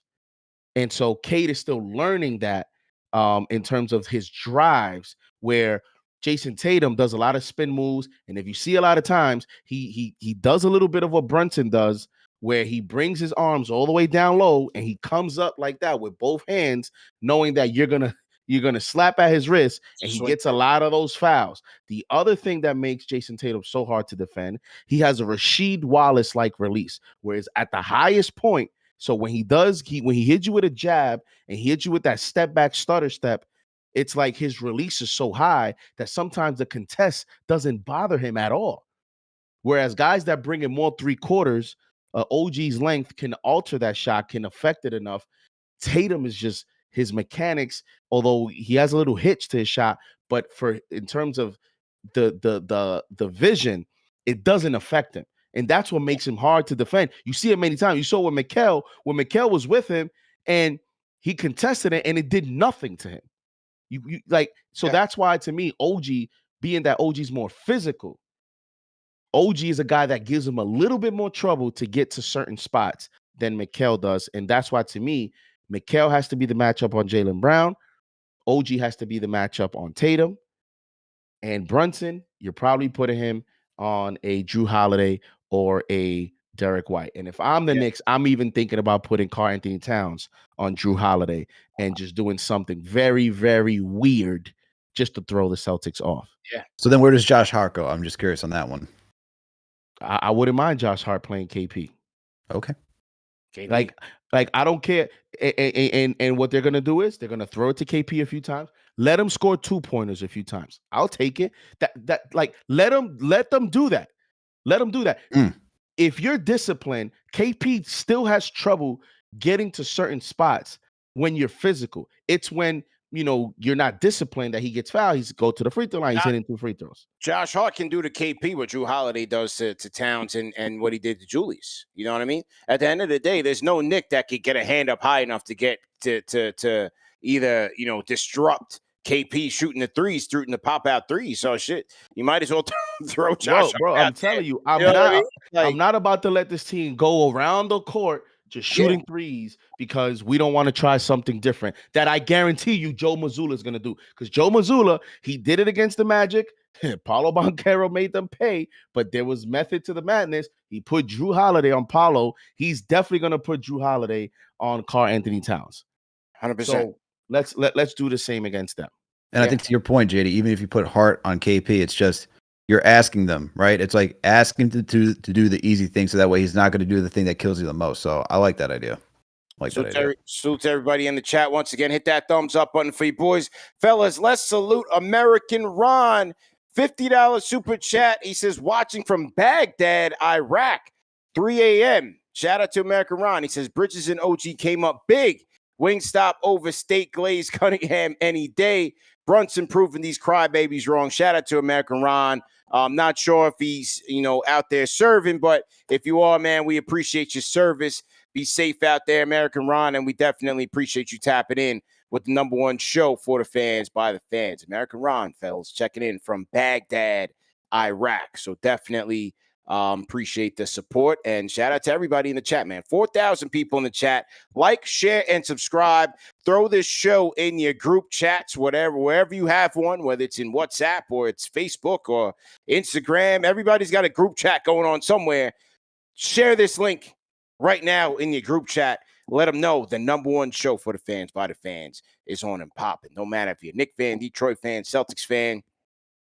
Al, like you said, we got Celtics fans in here rocking. So we know that we transcend, team-based content. All right? Because we are the number one show for the fans, by the fans. So we appreciate everybody's support. We got a lot of work to do this weekend, man. We got to do, our game of the week preview will be coming up. Knicks versus Celtics. We'll be booking a lot of good guests. So make sure that you guys tap in. JD, Alex, Bleacher Report. Whenever it goes on TNT, we will be doing our live show here from New York. So we got to get you guys in studio here in New York. We already confirmed with the Bleacher Report guys whenever the Knicks Celtics game is on TNT. So it might be game 1, it might be game 2. Might be Monday, might be Wednesday. All right. So we got a plan to be in person at one of those dates. Stay tuned. But yeah, Bleacher Report is already confirmed. We will have our live show at one of those dates, either Monday for game 1 or Wednesday for game 2. Game 3 will be Saturday at MSG. Saturday at the Garden. Okay. Also, for you people in the chat, man, get your merch at KnicksFanTV.com, man. You see, we got it on, man. JD, Alex, we got some KFTV merch on. Get your playoff merch against all odds in the KFTV shop. And we got hoodies, we got tees, snapbacks, stickers. We got autograph prints, all of that, man. So make sure that you guys go to KnicksFanTV.com to get your merch, man, because, hey, the Knicks are still alive in the playoffs. Okay. Shout out to everybody that was at the Ainsworth. Ainsworth was rocking tonight. Eric L. Beats. Where's Eric's super chat? Eric, where's his super chat? Let me read it. Which I think I might have missed it. Hang on. Eric L. Beats. Where's Eric's super chat? We got a lot of super chats, man. We got a ton of super chats. $10 super chat from Eric L. Beats. Ainsworth was a zoo tonight when Brunson hit that 3 to end the series. Great series. Get rest and start again Monday versus the Celtics. Yeah, Ainsworth was crazy tonight, and it was also crazy game 4. And also Ainsworth, we got the rooftop open. So we got rooftop, we got the big screen, the stadium TV, and the rooftop. We got the big screen stadium TV downstairs, and it's a great time, great food. Shout out to Alfredo and everybody over at the Ainsworth. We had a great time tonight. Shout out my guy, Mark Pierre. Okay. All right, fellas, let's get to some calls, man. Let's hear from the people. Zach Nitchie, go ahead and unmute your mic. Rapid fire. Let's go. Test 1 2, test 1 2. How we doing, guys? Zach Nitchie, what's good, man? Long time, Zach man. from How you doing, Pittsburgh bro? here, guys. Yeah, it's pouring all Yeah. the way from Pittsburgh. Man, I don't know how many cardiac Nick affairs I can take, guys, and I'm only 22 years old. Yeah. This team, I say it all the time. It's such an emotional roller coaster, but I'm just glad we got it done. I'm just glad that I don't have to wake up and say my Knicks season ended to the Detroit freaking Pistons. So, just Jalen Brunson put his cape on tonight as per usual. Clutch player of the year, Mr. Wilbon, Mr. Canty. We need formal apologies in tomorrow. None of that Cade crap. That's all I got to say. None of that Cade crap. Jalen Brunson proved why he's the clutch player of the year tonight, and he proved why he should not wear another jersey the rest of his career. This man is a New York Knick for the rest of his career, as far as I'm concerned. I'm just glad we got this done. Huge win. Mikal gets his flowers tonight. Just after just a very rough series he had, he came through tonight. That big tip in the fourth was huge to tie the game. Yeah. Hopefully he can carry that into Boston because we're going to need every bit of it. And I just was, when I was in the chat, just listening to you guys talk, there's so many layers of this next series against Boston, how we match up, how we counter. And CP, I am with you, man, with Mitch. Like, I need Mitch in there in the fourth quarter. Like, just watching it from afar, I'm like, whispering to myself, Mitch, like, Cade don't want to come at Mitch, like, on these pick and rolls. Like, it's clear, like, it's night and day between him and Cat. Night and day, bro. If you need to sacrifice Mikal and Hart, so be it. If you need more size, keep Mikal in. Or if you want Hart in, it depends on on what you're going up against there. Yeah. But I totally agree with you, Mitch. But yeah, the bench is the biggest concern with me here with Boston because you got Pritchard, you got Hauser, you've got shooting left and right, and just defending Tatum. Those high pick and rolls I've said all year against Boston. That's just what's killed the Knicks all year. That's what killed them the last game of the regular season against Boston. Those high pick and rolls that Tatum gets you in. And they wanted lure Brunson and Towns in. Maybe you can try and get Mitch in there just to have some sort of presence there that will maybe ease off there. But yeah, there's so many layers to this series. I loved y'all's insight on that. But it's going to be a dogfight. Maybe you can steal one in Boston, and that will definitely make it a series. But yeah, I feel like we're not expected to beat these guys, so we're maybe playing with a little house money here. So that's a dangerous team to play, CP. So I hope that's the case. I hope this team really locks in and at least make these guys earn this series. Make them earn it. That's all I'd want at the end of the day. So just proud that we got through. Thanks for taking my call, guys. You guys have a good night. Go Knicks, baby. Zach Nitchie, man, on the check-in. Call back anytime. Shout out to Zach Nitchie, man. Hey, you got to just say, look, it's they're up against the champs, but you got to get the job done. And speaking of jobs, fellas, shout out to another sponsor of the night, man. Got a lot of sponsors in this week. LinkedIn. Shout out to LinkedIn, man. And as a small business owner, you don't have the luxury of clocking out early. Your business is on your mind 24/7. So when you're hiring, you need a partner that grinds just as hard as you do. And that is where LinkedIn Jobs comes in, man. When you clock out, LinkedIn clocks in. And the great thing about LinkedIn is that, number one, LinkedIn is a social network. So, for example, if you're a hiring manager, you can switch your badge to hiring. That way, everybody in your network knows that you're looking for top talent. And then also, when you post your job, it's a very simple to use interface. So when you post it, you can post it for free. You'll be matched up with a ton of people who meet the criteria. You can sift through the qualified candidates, share it with your network, and then once you figure out, the people that you want to talk to, you can schedule your meetings accordingly. So that is why LinkedIn Jobs is so clutch for us. Based on LinkedIn data, 72% of small to medium-sized businesses use LinkedIn and say that LinkedIn helps them find high-quality candidates. So find out why more than 2.5 million small businesses use LinkedIn for hiring today. Find your great hire with LinkedIn. Post your job for free at linkedin.com/KFTV. That's linkedin.com/KFTV to post your job for free. Terms and conditions apply. Okay, let's get to LD. LD in the building. LD, how Gentlemen, I'm great. First off, shout out to my boy Anthony in the Discord. Had a great conversation with him. Shout out to Alicia. I don't know who she is, but she's in the chat and she said fire tips about 100 times. So shout out to her. But here we go. Hold on. Don't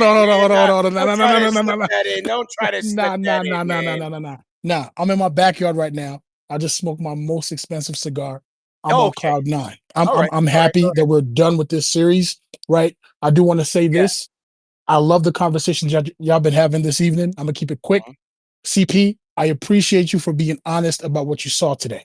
We're gonna give Jalen Brunson all his. Hold on, we're gonna give Jalen Brunson all his props for being the captain tonight. God bless him. Again, we don't want to depend on him like this all the time because when it goes bad, we get frustrated. But I will say this: CP is the Nick Wright of this group. My boy JD is the Chris Broussard. Alex and CK as a combination are wilds, right? This is the first Knicks first, right? Ooh. You know what I'm saying? The main thing is, I'm the guy who believes we have a better overall team than Boston. So I'm not scared of Boston at all. I'm not scared of Boston at all. But everything that JD said we should do to beat the Boston Celtics, I'm sure JD knows that's exactly, most likely, what we're not going to do. Which will cause the issue. So if we do everything that JD said we should do, will win us this series because, again, I believe we have a better overall roster than the Boston Celtics, but it will take the roster. There will be no Deuce McBride slander going forward. I'm not trying to hear it at all. There will also be no Peyton Pritchard. He's got to play better, man. He's got to play better. He definitely does. There will be no Peyton Pritchard overhyping. There will be no Peyton Pritchard overhyping because if he was in Knicks jersey and any of our 6 men were in a Boston's jersey, we'll be saying we don't have a player like Josh Hart. We have the squad. Beat Boston. Beat Boston. Period. You know what I'm saying? But shout out to first Knicks first, and I'm gonna sing that song again for you. You want that song again, CP? Yo, you ain't kept tonight. I'm gonna holler. We got way more shows to go tomorrow. I got you. Shout out. Shout out to LD. Rate that call in the chat. 1 being trash, 5 being facts. Shout out to LD. What LD left? I forgot. He left a comment on the show with me and George and everybody. You know, he thought he was on a high from the other night from Game 5 when he called in, and he left a comment after. I forgot what he said. I dropped him off. LD, you still there? I dropped him. He left a comment and he went right back to his LD ways. Who do you call you, CP? He called me. Who do you say, Nick Wright or Chris Broussard? Called you Nick Wright. Yeah, he called you Chris Broussard. Yeah, neither one of those are compliments, man. They're both complete morons. So, hey, come on, LD, man. And Al, who do he call you? I don't even know what he says. He called him Wild. He called him Wilds. Yeah, Wilds. Who's that? Wilds is the guy that he's one of the trios. Yeah, that show sucks. I never watched a minute of that show. LD, come on, man. Give us a better comp. Give us some better comps, man. Chris Broussard. How we call you Chris Broussard? Then said you're on the money with everything you. Chris Broussard's never on the money about anything. I don't know what was in LD's cigar, but hey, enjoy it in the backyard. Al, you saw what was in my yard. Maybe it was a lucky rabbit. Maybe it was a premonition. CP, look at the screen. Look. Yeah, right. Shout out to Daniel, producer Daniel. What? How you call JD Chris Broussard that say you on the money? Chris Broussard doesn't even know who's on the Knicks. Right. Chris Broussard don't even the Knicks. Multiple sauces. Oh, multiple sources. Yeah. Who you got? Clippers. Who got Clippers Nuggets Game 7? Well, I figured it was going 7. Now, who knows, man? Flip a coin. 111, 105. Clippers 110. Yeah, Nuggets going home. Who knows, man? It's hard to call it. It's hard to call it. Yo, what happened to the Lakers? Ooh, what happened? They said JJ got out coached. They said JJ was running his Ross into the ground. They said, what did they say, JJ? The reporter said, JJ, you played LeBron and Luka 46 minutes in a game. What happened? Are you going to go to an assistant coach next time for advice? He played him one full half. He played a starting 5 the entire full half, gentlemen. I didn't know coaches do that. Wow. Somebody on Twitter said he got out coached in the Timberwolves series. That was a wonder kid. Bro, where's our exposure? How does he not play Jackson Hayes? They said JJ got out coached. Was Nico right? Was Nico? Oh, well, Nico's definitely right because Luka's a disaster defensive. You're never gonna fix. He might have made the wrong trade, but the assessment might have actually been correct. Right. Because boy, they were haunting him down. Same as last year, bro. He got walked down last year against the Celtics. You're never gonna fix that. And then couple seasons ago, the Warriors did that to him. Had Dallas looking crazy trying to rotate because Luka was just everywhere. You're never gonna fix that. So we don't know what his training regimen is. Smoking a hookah, drinking some beer. Right, but is it a case where it's like, man, for everything that he gives you, it negates it if the other team is just he's a marked man on the other side. You need 5 great defenders. Actually, what was it? Remember last year he came into shape and then somehow by the end of the season he was out of shape while playing basketball? That is a first I've ever seen of anything. Yeah. And now I'm telling you, and now that's why when that trade happens, I said it and I tweeted it too. I said, I know everyone is gonna be hyped tonight and go crazy. But I don't know that Luka's future with the Lakers would have been better than with the Mavericks because the Lakers have given up everything. And then his second best player is a guy that's probably going to play one more season and retire. And a guy that, as you can see, no longer, even though he puts up numbers, no longer impacts the game like he used to. Yeah. No longer, because there's no way a in prime or even close to in prime LeBron and Luka doesn't go further than this. But LeBron just doesn't have the impact he used to because defenses, this is like the last couple seasons, I've never seen so many teams just live with isolation with LeBron. LeBron doesn't get double teamed like he used to. Yeah. He's old, man. It's over. It's over with. So, where do the Lakers go now in terms of building this for Luka? It's going to take a couple of rough seasons before they get there because they have to assemble the assets. Yeah. And that's the thing with the CBA now, with this new CBA.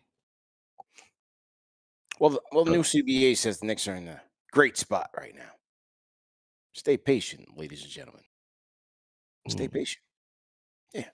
I like all the walk back of the Laker discussion. It was after the trade, the defense is good enough. They can handle without. They don't really need a center. Everything's hunky-dory. They have the offense. The versatility is there. They can keep up with everybody. All right. Time to answer a critical question. Forget all that around NBA talk. We'll get to that. Yeah. What is a failure in this series? What do the Knicks must do at minimum? Yeah. I want to see where your expectations are. Do we have to win this series or do we don't have to win this series? And if we don't, what does it have to get to at a bare minimum? 7. Down in 7. So it's 7 or changes? We're not going to talk about what changes. We're not going to talk about any roster changes or other changes. I'm talking about is 7 or change. So it's 5 or changes. Regardless of what happens, I'm not expecting any major to the core. I'm not expecting major roster changes. I'm not. I don't No see matter the what KD. happens. No matter what happens. I don't see the KD Even if thing. I the don't Knicks see get the swept. Giannis. Yeah, I don't see it. I don't see it. Because of this second apron situation, any trade, are they really going to trade Cat after they just got him? Are they really going to trade Mikal after they just spent 5 picks on him? A lot of these trades that you're looking at has to be made with multiple players. You already have no depth. So, like, whoever you're going to bring in here, you're still going to have no depth. So you're just shuffling the decks again. Based on what you're saying, then the only candidates would be Mitch and Josh Hart. A combination. Yeah. Based on what you're saying, because you eliminate Cat. Captain's captain. Are they going to split the roommates up? I just don't see moves to the core yet. You're going to make a coach change? Sure. That's certainly on the table. I don't know, CP. I know you're saying that now, but we get swept. There's gonna be a lot of pressure. It's a lot of pressure to come and say, "Yeah, hey, bro, hello, we're not back that many- again." It's not that many options for change. Like, I even saw somebody on IG who's like, "Man, we got to move." Yo, Deuce is making $4 million. Who are you getting for Deuce in a 1-to-1 exchange? That's gonna make a big difference. 0. Right? Deuce might be the best $4 million a year player. Exactly. In the NBA. Exactly. So it's just like the Precious thing I'm where not it's like, interested. oh, man, trade him. Like, bro, they don't make enough money. So then you're talking about a multiplayer trade, right? How much are you going to replete your depth? So are you saying, Mr. Powell, are you saying that the only change that could realistically happen, a la a Cleveland Cavaliers, is a potential head coaching change? Yeah. Is that was at risk in this series? Yeah, that. I don't think it's at risk necessarily in this series. It could have been in this past one. It could have been in this past one. You don't think it's at risk in this series? I think it's at risk in this series. To lose to the champs, not necessarily. It depends on how they go. Exactly. I think if you go out looking like chumps, you can ask for changes. I don't. You cannot lose by 20 points in multiple matchups. I can tell you that right now. Right. I agree. I don't think you can lose in 5 or get swept and bring everything back together. If you're gonna keep the chemistry with the roster, then a coaching staff change something has to be done. Like you can't sell on literally the whole roster and the coaching staff all together after that result in the second round.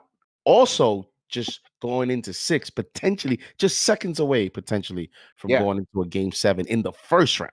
Well, look, I'll say this: if it is, it's going to be someone that you're probably not even thinking of. It won't be Jeff. It won't be JVG. It won't be Mike Malone. It won't be a young buck. It's going to be a young buck, bro. And that young buck is in Cleveland, sitting next to Kenny Atkinson. Oh, maybe it's Johnny B. Maybe it's like I said. Hey, maybe is it Sam Cassell? I don't know. But how did he coach you? Right? How did he coach you? He was cool. Yeah, I liked him. He was cool, man. He was very quick with the rotations. It was a charity game, but he was very quick with the rotations. But he was nice. He was cool guy, man. And when I saw him in the tunnel in Miami, I was like, Coach, man, remember with the charity? He was like, yeah, man. We exchanged pleasantries. He's a very nice guy. His playbook was very sharp. I thought our team win or lose that game? I forgot. Either way, no, I thought we lost. I think we lost in crunch time. We did lose in crunch time. But either way, I thought he was very in tune with the game, even though it was a brand new roster. Everybody trying to gain chemistry. We weren't really on the same page. We were trying to get there in the second half. He did lock in the rotations in the second half, and the playbook tightened up. Maybe he's got potential, man. Did he get you in that RJ Barrett curl action? Is that what he did? The only bucket I had was in fast. It was in the fast break, man. It was just running the break, just filling the lanes. A little Princeton offense, Just filling my role. Just playing my role. Just playing my role, man. Fast break. Sounds like you're playing the Obi Toppin role, huh? Yeah, a little below the rim type of thing. I'm 40 now. You think maybe fifth row Mo might get a chance? No, absolutely not. It's gonna be a young buck. It's gonna be a young buck, man. I'm telling you. Did we even see Mo on the camera today? I did. I saw him. It was like a little like. It was like. Yo, bro. It's the Yeah. funniest. Nah, man. No, not Monty Williams. Somebody. Not a chance. No. If you look actually back at this list, so I remember when when they did like the whole big hiring for like who's the head coach, and they had that extensive list of candidates that they were looking at. Here's that list. Obviously, they went with Tom Thibodeau, but there was Mike Miller, who was the interim head coach. Never got a job in the NBA or another interview. Nope, but Kenny Atkinson. Kenny, yep. Mike Woodson was on that list. Not happy. He's retiring. Jason Kidd. Okay. Mike Brown. No. Ime Udoka was on that list. Yes, he was. Yes, he was. Will Hardy was on that list. And Jamal Mosley was on that list. And then two others are Chris Fleming and Pat Delaney. So if anything, you could say from between Tibbs, Atkinson, Jason Kidd, Ime Udoka, Will Hardy, Jamal Mosley, and you can even put Mike Brown. All those guys got hired. They had some success. Yeah. Around that time. Overall, solid list. Yeah. So the one thing you can say is that when they put their list together, it's going to be a solid list again of candidates. Yeah. Maybe it's, I think people are more speculating or trying to draw, like connect the dots with Jay Wright. That ain't happening. Yeah. Jay Wright. I think that man's enjoying retirement. You're going to hear the same two names every single cycle. Jay Wright and John Calipari. It ain't happening. Yeah. I've been hearing John Calipari since I used to buy the newspapers, and that's how I used to read about the Knicks. And it's never happened. But yeah, like I'm telling you, it ain't gonna be Mike Malone either. No, I told you already. I don't know. There's so many fans, bro. Mike Malone. I'm like, no. I told y'all, if that's your guy, take him off the list. Do you bring back Jeff Van Gundy? No. I think I don't know if there's good blood there, man. I don't know if there's good blood there. Like I told you, with Malone. No. Who is asking for Mike Malone? Everybody in the fan base. That's crazy. From the moment people were quote tweeting it from the moment that Shams reported it. Yeah. It's gonna be Sam Cassell, Johnny Bryan, Jerry Stackhouse. But remember, Stackhouse was a hot name. Not anymore. Like he's just on the Golden State bench. You might get an interview.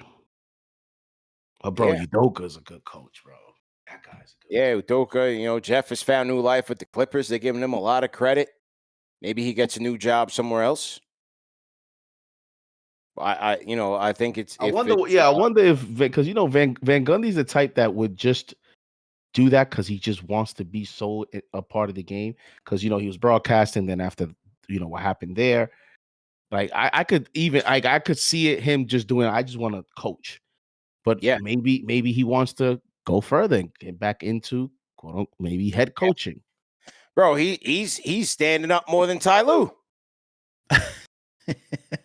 He's ready. Bro, I ain't gonna lie. Listen, I ain't gonna nitpick. Coach, man. I ain't gonna nitpick, but I love that. I love that about coaching staff. I just love to see on TV, like, the activity of the other coaches with the head coach. That's my coach, man. Favorite coach of all time, man. No question. JVG. So hopefully he lands somewhere. And that would be nice. But right now he's running the Clippers defense. And, good job by him. Oh, we got to shout out our guy, J Cal, in the building. Shout out to Jason Calcanis, man. The All In Podcast, new episode dropping Friday. Well, we are on Friday. Shout out to J Cal, $200 super chat.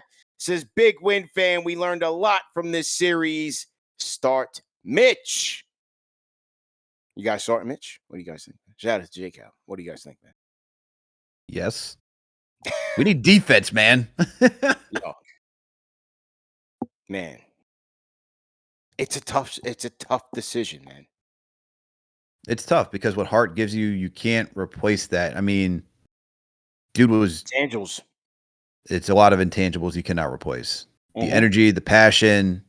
He's constantly like risking his body. I mean, the amount of times that he gets fouled and doesn't get a call. Oh man, is insane. I didn't know if he was going to get up from that last one, bro. Bro, you know what's funny? I was telling JD this. I have in the pickup, like since I play pickup basketball, we got a WhatsApp chat. And there's a Detroit Pistons fan there. He's like, I can't stand Josh Hart complaining to the refs. And I'm like, bro, are you watching what's happening to Hart? Like, first of all, don't talk to me about Josh Hart complaining to the refs when JB Bickerstaff is damn near sitting down with the ref every single moment of every single game. I think he's still talking to the ref right now. Like he was running for president. Dude, he's still talking to the ref and the game's over. The series over. He's still talking to them. All right? And this is my thing, especially with JB Bickerstaff. You can't say you will live in the mud. This is the element that you like to play in, and then cry for every single foul. Yeah. It's so hypocritical, man. I give him credit. He was fighting for his team. Yeah, man. It's all the time. It is all the time over everything. I don't know, man. I find it a little too hypocritical. I get they're standing up for you guys, but like every little thing. Yeah. It's a lot. You scared this series, CP? Never. Never scared, bro. Never scared, bro. Bro, I was ready to like on Twitter this morning. I couldn't believe. I mean, I don't even want to call these people out by name, like some notable names. I'm nervous. I don't know. The Tibbs is they're gonna lose. I said, bro, what is going on here? Are we in a playoff battle or what? I mean, it's like I was trying after game 5 against Philly. Like oh my God, this was the worst it had ever been. And I know, like, listen, man, they took us on a crazy ride tonight. I get it. But I still did not believe in my heart of heart, number one, that this team wasn't better than Detroit, or number 2, that they were ever going to lose a series. I expected them to lose in 5. The only concern that I had was how their energy would be in 5, because I felt like 3 and 4 was such a battle that I did not feel like they were going to come out the gates well, and they didn't. But yet and still, and this is why when everybody's like, man, why Tibbs for the game? Like, yo, like they played terribly. Yes, Tibbs, the thing with keeping Brunson and Hart on the bench, and that was a bad coaching decision. I get it. But I feel like that game, again, was lost by the self-inflicted wounds by the players on the court. Brunson scored 15 points. They shot 60% from the free throw line in 5. They were terrible. So, like, yet again, it's game 2, same thing. Like, when this team is not playing at their peak, it's disappointing. But no, I never felt like they were ever going to lose this series. No, I never. No, never felt like that, man. And look, the Celtics are the favorites. They should be. I'm rocking with Cap, man. And the dog. Cap, the dog, and Mitchie. Those are my guys. Alex, what's the odds, Alex? What the odds looking like for the series? I want to see how I want to see if there's like a huge separation, like what Vegas is looking at it for the series. I'm pulling it up right now. Let's see what we got here. See, are you going to show that? What's the plan? What's the plan? Game 1, CP. What's the plan? First round exit. You had Detroit Pistons fans rocking orange, man. It was disgusting. The narrative around this team, man. I know I'm not dodging your question, but I'm just letting it out. It was disgusting. The panic, let's lose so we can move. What? I just spent from summer league all the way down with this team. I'm in the trenches with this team till the end. I'm not talking about let's lose so we can move on. The coach's fate will take care of itself. That is why when people are like, man, why aren't you crying about the coach like I am? Because it's the same narrative every game. I'm tired of it. The coach's fate will take care of itself. If they move on from him, I'll be the last one to be crying about it. I don't care. I'm in the trenches with this team. When it's over, it's over. But for right now, it's the middle of the spring. We got playoff basketball. Knicks are alive. Brunson is a killer. We in it. The dog is the dog. Mitchie is Mitchie. I'm riding with my team, man. Against all odds. I told you I'm all 82. Where's my towel at? This is what I had at the watch party. I'm in the mud. We in the mud. Yeah.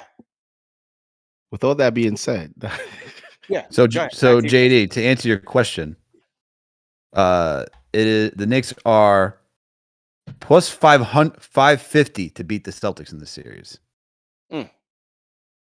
For the game one, the Knicks are, they're plus 9. Money line is plus 310. Total is under 215 and a half. Okay, some nice betting lines. Some nice betting lines.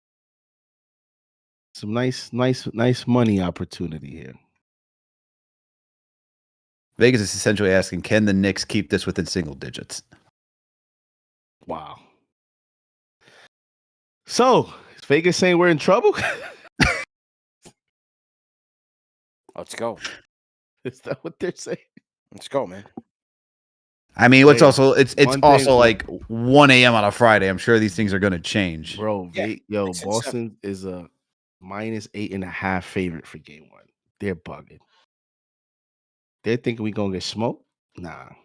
One thing Vegas doesn't know is that last game against the Celtics was like the first one that we were all healthy like that? Mm-hmm. And we almost beat them? So that's where I'm holding on to that is we're all healthy now. And Brunson, Mikal, OG, I'm forgetting about what happened during the season, and they all got a clean slate in this matchup. This is why we brought them here.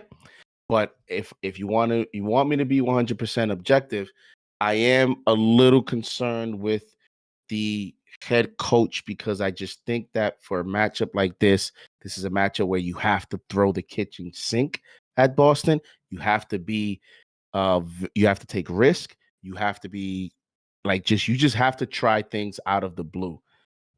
Because to beat the ultimate challenge, I think sometimes you have to do that because the roster is what it is. The personnel is what it is. And there's certain weaknesses that we either can't solve with the whole Brunson and Cat pick and roll matchup against Tatum. That's a nightmare. Yeah. So that's what I'm saying. So it's like the coach is going to have to make a decision to help the players. Am I going to stick to drop coverage and let them die and just hope that they're off for the night? Or am I going to try new things with the switch, try new different individual matchups, try different traps, play full court in terms of defensive coverage to kind of slow down the shot clock, right? There's different variety of ways to do it. And it doesn't mean that it's going to work anyways.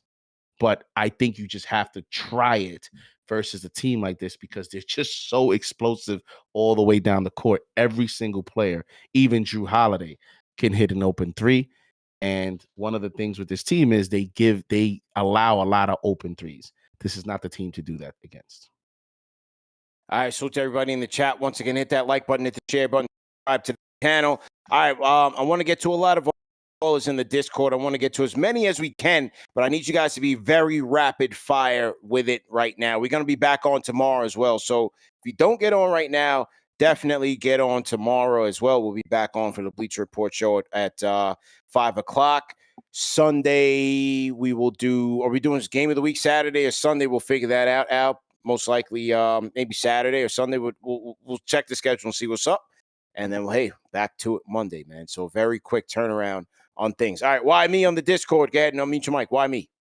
Yo, am I live, man? What's good, man? You live and direct, sir. Live Yo, and direct. we got the whole weekend to talk about Boston. We got the whole weekend to talk about odds. We got the whole weekend to do all of that. Let me lower my tone. I'm sorry. I love y'all. Listen, man, what just happened? Jalen Brunson just hit a 3 to take us to the next round. We should be celebrating that. We should be celebrating the clutch moment. This is a forever moment in Knicks history. No matter what happens the next series, we know what we was gonna have to do. We know it's gonna be either Boston. We know it's gonna be either Cleveland. We got to cut the head off the snake to be who we are, to be who they say we are not. You know what I'm saying? We got to cut the head off of either snake. Mitchell Robinson, you got to get yourself ready to catch the ball every time it's near you. You got to get yourself ready. His hands is down. If you listening, bro, get yourself ready. The ball should have went to you game 5. They did the same thing with Rudy Gobert. He had 27. They beat the Lakers 3-1. That's what we was supposed to have done. But it didn't happen. They botched it. We got game 6. Step back crossover. Jalen Brunson from the top of the key. I'm out. Let's go. Why me on the Discord? Let's go, man. Let's go. Daniel, I'll show you this picture of Brunson after the game, getting a hug from Leon Rose, Clyde, and Mike Breen. I'll send you that one there, Daniel. Salute. Wow, it's Captain Clutch, man. Unbelievable. Let's go, Carlo. Carlo, go ahead and unmute your mic. Carlo, are you there? Hey, kumusta kayo mga kumpadre? How you doing, man? First of all, respect to the Detroit Pistons for putting up a good fight. Much respect to Cade.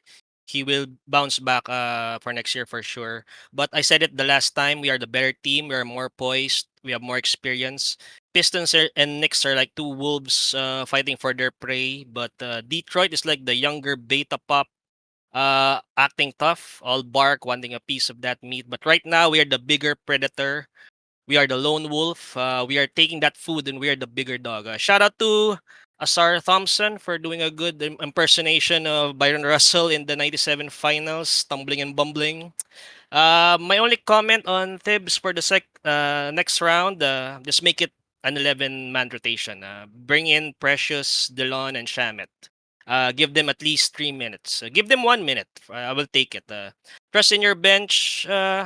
And to piggyback your point about Mitch in that fourth quarter, I get that they played Haka Mitch, but Thibs needs to trust in Mitchie to hit those free throws. Build his confidence on the free throws, play the bench, trust the bench, because we need those fresh legs from our starters. So rapid fire.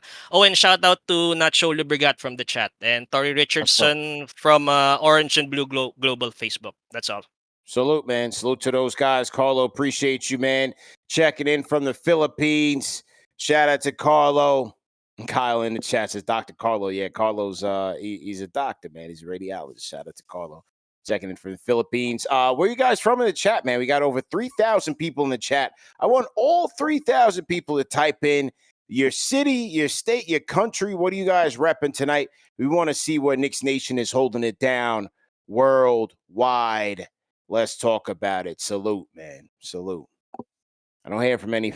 The Pistons fans went out sad. They went out quiet. All right, you guys enjoy Cancun. Malik Beasley will be doing the hula. All right? You guys can enjoy that. Shout out to them. Okay. K Marco was at the watch party, man. Shout out to K Marco. Yeah, sends a $20 super chat, fellas. He says, bruh, I finally witnessed a win at a watch party, and it was one of those exhilarating one of the more exhilarating moments of my life. The Ainsworth exploded on that shot. I'm going to have no voice tomorrow. Woo. Knicks in 6 in Boston. Let's go. How are people still living off that? Well, I guess not. I'm guessing he's just saying he saw a win at a watch party. I was thinking that people are still on that watch party as a voodoo type magic type stuff. Nah, those are just the people that are scared or who can't make it out, But, we never had, we don't believe in none of that. Hey, they won 4 games at a watch party. We do watch parties every time. So they won a series. They won 4 games. People go home with merch. They go home in prizes. We got the Baka back pages are there. My guys, they're selling the Captain Clutch collaboration merch. Good food. Shout out to the Ainsworth. And now we got the rooftop open. I mean, what else could you ask for in New York City, man? A wonderful experience And everybody gets one of these. Well, when you get a table, you get one of these. You get a for the fans, by the fans towel. So shout out to everybody who was at the watch party tonight. It was a great time. And we shout out to them. Okay. All right. Let's get back to the phones. Rapid fire. We go. Let's get to it. Jay, you up next. Jay. Yo, fellas, you hear me? Loud and clear. Let's go. Yo, first of all, really good game. Secondly, yo, there was a dude in the chat. I don't know his name. He know who he is. After game 2, he said something crazy like, yo, Jalen Brunson needs to come off the bench because he pounds the ball too much. And I'm just like, yeah, that's one of the craziest things I ever heard in my life. So shout out to him after you see what Jalen Brunson did tonight, because that's crazy talk. But yo, for the next series, keep this rapid fire. For the next series, I think we have a team that matches up with them. We just obviously don't have the depth that they do, and this is kind of where I wish players played more in the regular season. And I know it's like minutes police, but just to build, confidence in people, to see what you got, to see what matchups work, all of that. So I kind of wish that we played more people so that we know who we can kind of throw out as that 8th and 9th man as we need. And then last point, we got to take advantage of those Al Horford minutes. He can barely move laterally like that. And depending on who he's guarding, that's that time to really go to work. So I feel like he can knock down them threes though.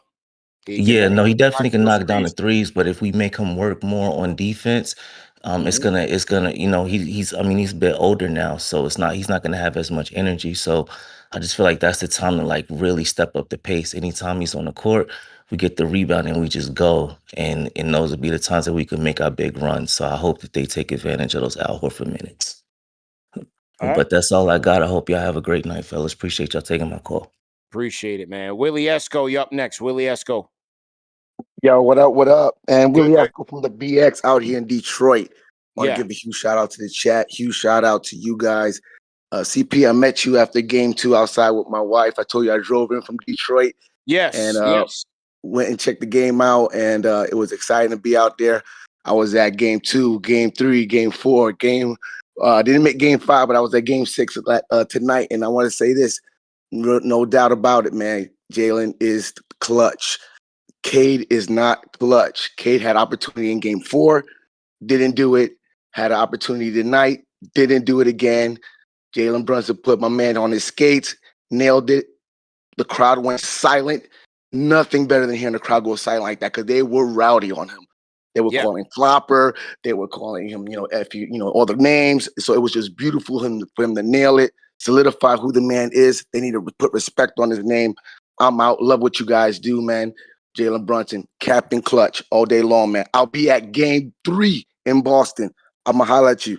Game 3 in New York on the 10th. Yes, sir. I'm going to holler at you. I'll be there, man. Holler at your boy, man. Appreciate you. All right, Willy Esco. Mike Sean, get it on meet your mic. Mike Sean.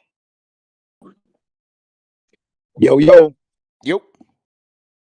Man, checking in from Hawaii once again. It's been a minute, CP. How's it going, baby? Good, man. How you doing, man? How you doing?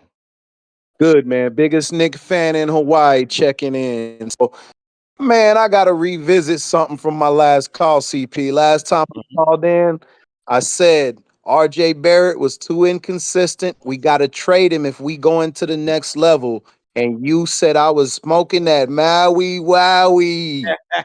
Probably, yeah. Yo, we got to revisit it. We got to revisit it, CP. I was on the money, wasn't I?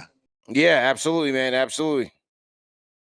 Man, I just got to say, Captain Clutch did his thing tonight, but we all overlooking Bridges. We got to put some respect on Bridges' name tonight.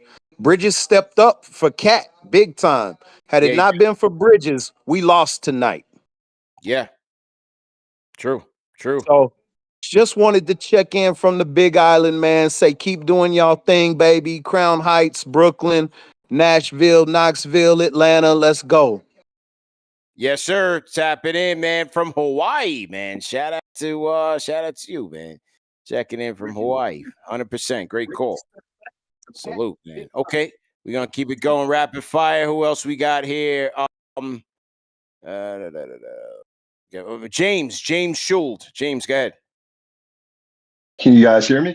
Yeah, loud and clear. How you doing, man? Doing great. Long time listener, first time caller, but great win for the guys. Brunson doing his thing down the stretch and struggles some throughout offensively, but an 11-1 run to close out. Cat fouls out of the game. CP, I know you're on, the Mitch train. Keep him in. I mean, we were getting killed by that pick and roll with Cade and Duran all night. If Cat would show and he wouldn't be able to get back in the passing lanes. Mitch does a great job, be able to stay in the passing lane, get back on defense, cause a huge stop. Brunson does his thing, calls game, and that's a big win for the Knicks. The one thing I just wanted to mention to keep it short and wrap it up is we gotta really on offense gotta crash the boards. There's nobody on the low blocks, especially when Mitch is off the floor. Cat kind of just floating around the 3-point line, and it's crazy because Brunson is doing his thing, but all of his friends are just watching him shoot the basketball. Gotta crash the boards. It's like it's becoming real bothersome. And the biggest possession of the game, Mikal with the putback right there. The only reason he's in the lane is because he was cutting to the basket and Brunson missed him. So it's that's just one big thing, especially against a team like Boston who's so sound and so tall. Got to be able to get down on the boards. But that's it, guys. Great win. Gotta love it. 24 hours to enjoy it, and then on to the next. Boston on Monday. Let's go Knicks. On to the next. Salute to you, man. Appreciate the call, James. Call back anytime. So to everybody in the chat, once again, hit that thumbs up on the feed, boys. Monster win by Captain Clutch and the boys, delivering the series clincher in Detroit. And yeah, we move on, man. I want to shout out one of our sponsors of the night, a new sponsor, man. Shout out to CarGurus. Hey, man, if anybody's in the market for getting a new car, just like I am, actually, I'm actually actively in the process.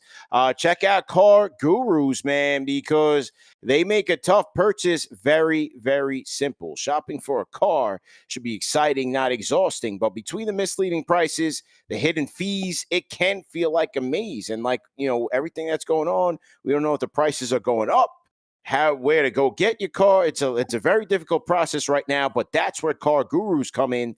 They rank the best deals, verified dealers, and make sure you never pay more than you should.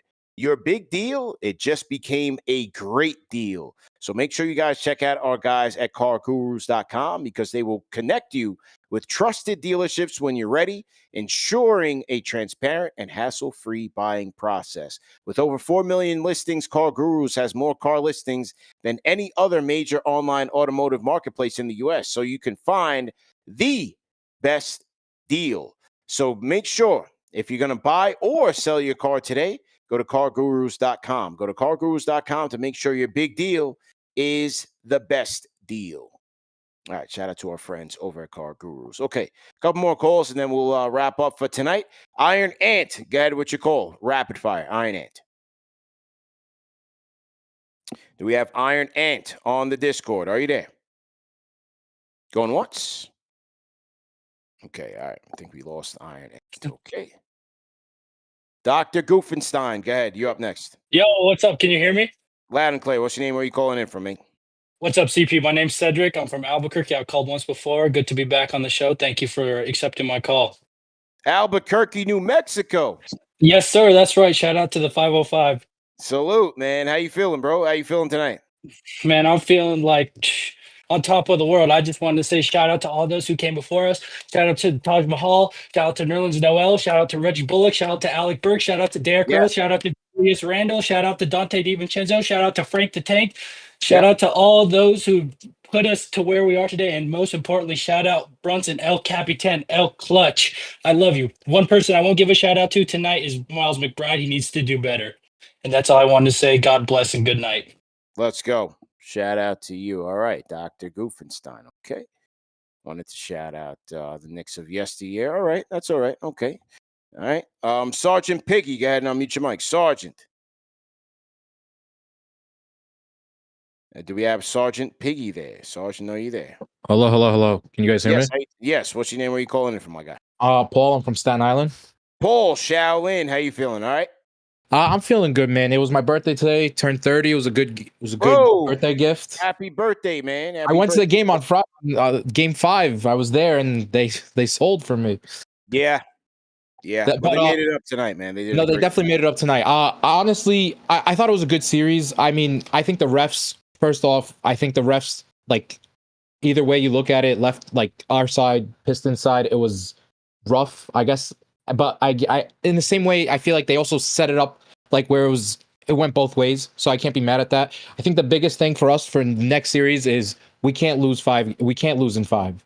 Like, we have to win in. It's either 6 or, God willing, hopefully 7. But we cannot lose in 5. And the games that they win, they cannot be beating us by 20, 25. That's just disgusting. And then I think if that's the case, then I'm sorry. I heard you guys talk about it earlier. I think JD's right. I think it's time for Tibbs to go. He's taken us far enough, and we've reached the ceiling with him. It's time for someone else to come in and help with the offense, because I feel like we're not maximizing our offense. That's really I hear you, man. Happy birthday once again, my guy. Thank you, guys. Okay. Adam Gaddy tried to call in yesterday. Adam, are you there? I'm here. Yeah, good. So how as you all know again, I'm also known as Am's Yanks Cap. No problem. Because I actually have a YouTube channel where I upload Yankees content. Okay. All right. We want to talk about the Knicks, man. Game 6. What'd you think, man? Captain Clutch. What up, man? Talk to me. It was awesome. It was awesome. It was the most cardiac game I've ever seen. It was like a roller coaster when I went from being excited that, oh yeah, we're gonna win this game, to being pissed like completely, to being excited again, and then being pissed, and then being excited again. Like, it was one hell of a series, bro. Okay. Appreciate the call, man. Your volume's a little bit loud, but call back. Mikal, go ahead and unmute your mic. Mikal, are you there? Is this Mikal Bridges? Yes, sir, in the building. How you doing, man? The last guy was trying to plug his Yankees.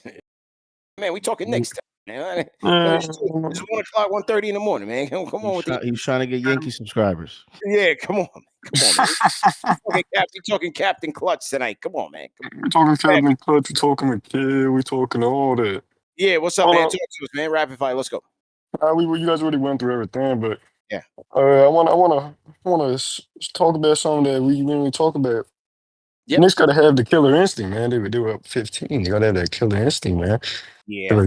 Most times these games don't have that killer instinct, which is a big problem. Yeah. Otherwise, that's really it. But shout out everybody in chat. Mm-hmm. And hopefully next time. You guys already went through everything, but I did show up for the boys. But yeah. Where you calling from, man? I'm calling in from New York. Okay. All right. No problem, man. Yes, sir. All right, man. Long time listener, first time caller, you know what I'm saying? Okay. All right. No problem, man. Appreciate CP ever going on. You take care of G-Day and Alex, man. You got the boys. All right, man. Let me give you some quick nuggets. We're talking about, Jalen Brunson. Maybe you let me know which one is the most impressive. Okay. Jalen Brunson's 7 40-point games are tied with Bernard King for the most in Knicks playoff history. So one more, and he is number 1 in Knicks history as he continues to add to his all-time Knicks resume. Jalen Brunson is the first player in Knicks history to score 40-plus points in multiple series clinching wins. He had 41 points and 12 assists in Philadelphia to eliminate the 76ers. He had 40.7 assists tonight in Detroit. And that makes him the only NBA player to have 40 points and 5+ assists in a road closeout win twice in his career is Michael Jordan. And then we have, prior to tonight, the Knicks were listen to this, CP. Prior to tonight, the Knicks were 0-47 when trailing by at least 7 points with 2 minutes and 30 seconds or less remaining in the fourth quarter or overtime in the playoffs since 1996. Wow. And obviously we saw that tonight. And then lastly, Brunson's go-ahead three-point field goal with 5 seconds or less remaining to clinch a playoff series was Brunson, obviously, tonight. And only three other players have done it. Dame Lillard did it twice, once in 2019 versus OKC, 2014 versus the Rockets. Robert Horry, 2002 at Portland. We know about that shot. And then John Stockton in 1997. Only 4 players to have a go-ahead three-point field goal with 5 seconds or less. So you talk about nuggets as he continues to add to his all-time resume as a New York Knick. That's crazy, bro. You can't take it for granted, man. You can't take it for granted. His will to win, the clutch factor. I mean, this is the fourth quarter of Game 6. After how many games in this series did he go back into the locker room? He gave him a break, gave him a chance to come back in the game, then come back and goes crazy again. Right? Tweaks the ankle and the divot in the floor in Game 5. That's why this morning JD was like, "Yo, are you worried about Cap?" What'd I say? I said, "Cap is a warrior. He's ready. He's ready. Don't worry about all of that. We've seen this last year. We've seen this year before. He's never healthy going into the playoffs and still dominates. Those are superstars can do that. When you're able to overcome the mental, the physical anguish of going through an 82-game season and still doing this at the highest level in the fourth quarter, it's unbelievable. It's remarkable. You know, the chants by the crowd, they don't care. He don't care about none of that, bro. You cannot shake him. You cannot speed him up. He does what he does. Go ahead. CP, I know, and I said you just mentioned that. I made that point earlier that, and I don't know if you can remember because I don't. This is the first time that Brunson, as a superstar of a New York Knicks, you as a fan, we always do that to the opposing player coming to the Garden, the Trae Youngs, the Paul Pierce, like all these other guys that come to the Garden, they're hated by the fans. This is the first time that I've seen Brunson catch this type of smoke from an opposing fan base where they're cursing at him, they're getting personal, they're putting billboards, they're calling him overrated, they're calling him bleeping flopper, they're doing all these things. And I think as a Knick, this is the first time he's had to face that type of animosity, hostile environment, because he's one of those kind of silent killers where he gets the respect, but other opposing fans really don't go at him like the Piston fan base did. And as a Knicks fan, it was so satisfying to see how he responded to all of that. Do you think it's from? What do you think it's from? Windhorse calling him, mastering the dark arts of getting to the free throw line? Do you think it's just the play from the game, his actual play, or that as he levels up, he just naturally draws, hate? Like just fans just hating who he is as a player. You know what I mean? Like, because we've seen that. Like even for guys like LeBron James, Kevin Durant, there are always going to be people who don't like you for who you are. Is he getting to that category of superstar now, or is it just because of his game? Nah, he's getting to that level because I'm so glad you said that because I thought he was going to fall for the bait. Nah, yes. He's just getting to that level. It's no longer the underdog story. He's no longer, oh man, this is like what a revelation. He's no longer a revelation, right? And so it's interesting, the evolution. He became the revelation in Dallas in that playoff series when they had no Luka. The first 2 games, it's him versus the Spider, and he's killing him. He's going, and this is when the rumors were like, "Oh, this might be interested." And I'm thinking, like, all right, he could be a nice little, Robin to Julius. You know what I'm saying? He could be a nice little caretaker. We need a point guard. All right, fine. But then he gets on there, no Luka, and you're like, whoa, 40 points, 30 points. and this is against when Utah had Gobert and their defense was highly touted, and Royce O'Neal and everybody, and he's killing them. Keep in mind, that's also when Utah, I think, was number 1 too, right? In the Number 1 West. defense. Yeah, number 1. And he's destroying these cats. I'm like, okay, this could get very interesting.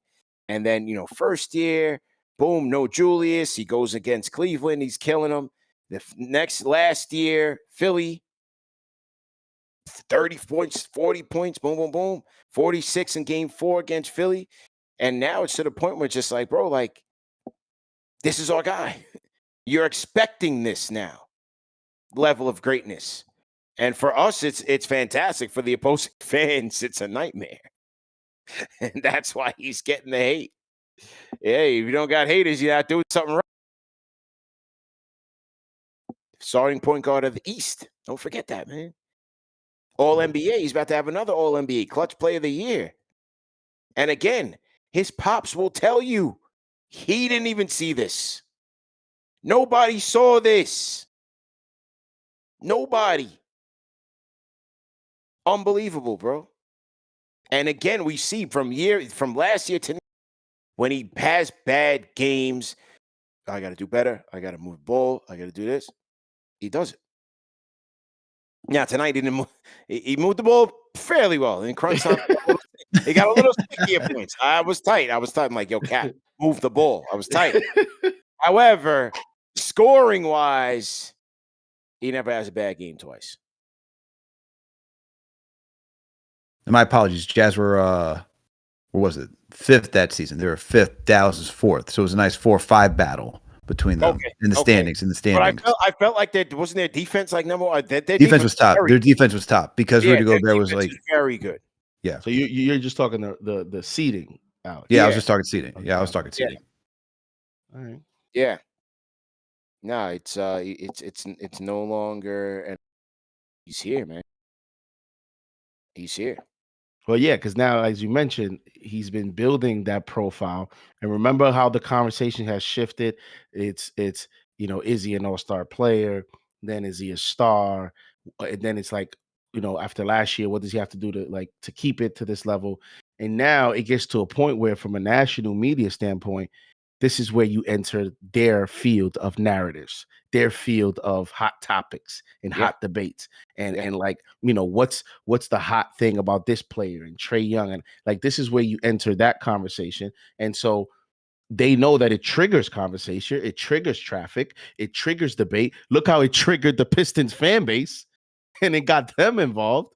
And then now I'm pretty sure the Boston fan base is just going to piggyback off this energy.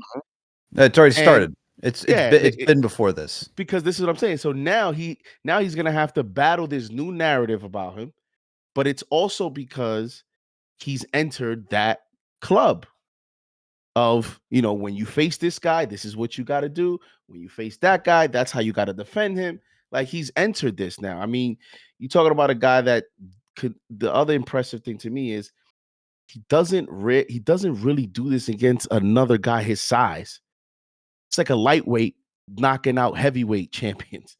This guy is 6'1", and he doesn't see 6'1" defenders or 6'2", or he doesn't see the point guard defend. This guy, he goes up against 6'7" wings. Yeah, that's a new NBA, right? For the most part, that's a new NBA, and that's all he sees. And he still cooks them. That's why it's even more impressive, man. Hey, like I said, and it gets even more difficult because he's gonna see a whole bunch of Drew Holidays and Jalen Browns. Yeah. Let's see, man. I believe in Cap. Salute to Cap. All right, let's get to the last call of the night. Let's get to the Glockster, man. Oh, Will from LI. Yes. Can y'all hear me? Good. Yeah. Yep. Mm-hmm. All right, I'll be quick, man. But just well, first off, I know that the watch party was rocking.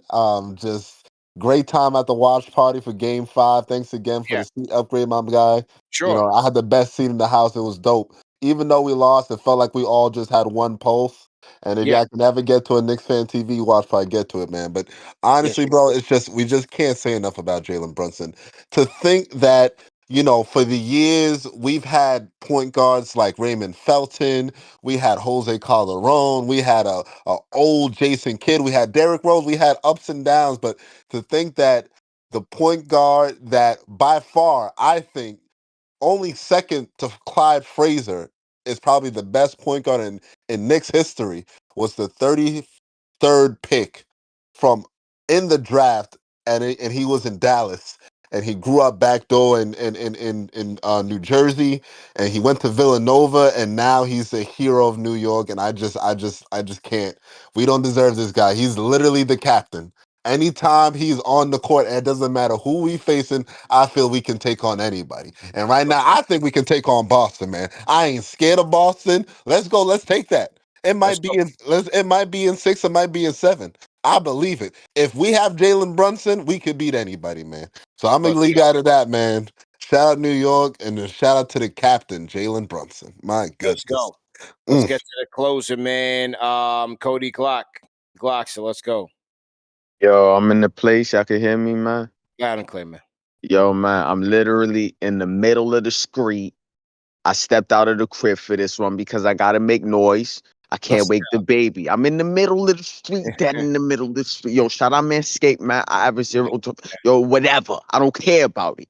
Yo, listen, man. Bust it. Boom, right? So, get him up out here, though. Hurry you butt. That's a trip to the Bronx. He don't deserve to go to vacation, no Mexico, no Canada. That's a trip to the Bronx this summer.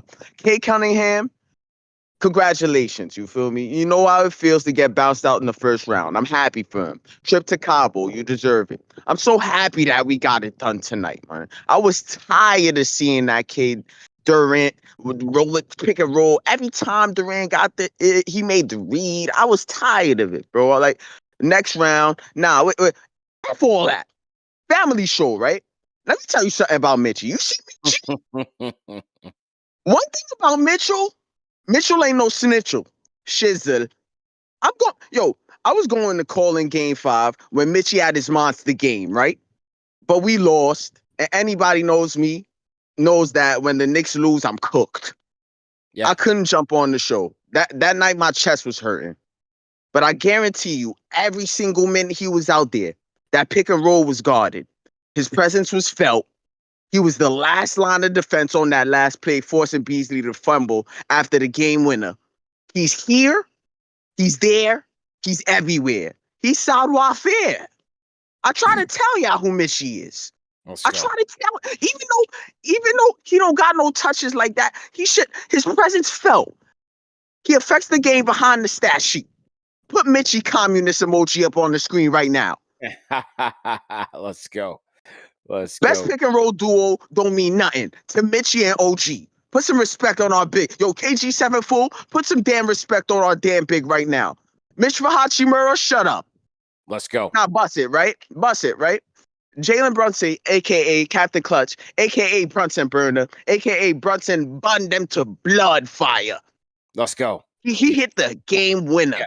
Jamaican too. Had him down there singing, "It's so cold in the D." Yeah. That was a classic. Grammy Award winner. I don't know what type of stuff they shot up in my boy's ankle tonight, but whatever it was, it definitely worked. He was falling off balance on baseline over Dennis Schroeder, someone who was giving him trouble on defense last few games. He not only regained his balance, he spun with it and laid it up. A plus for the training staff at the Garden tonight. Whatever that is, give me a sample.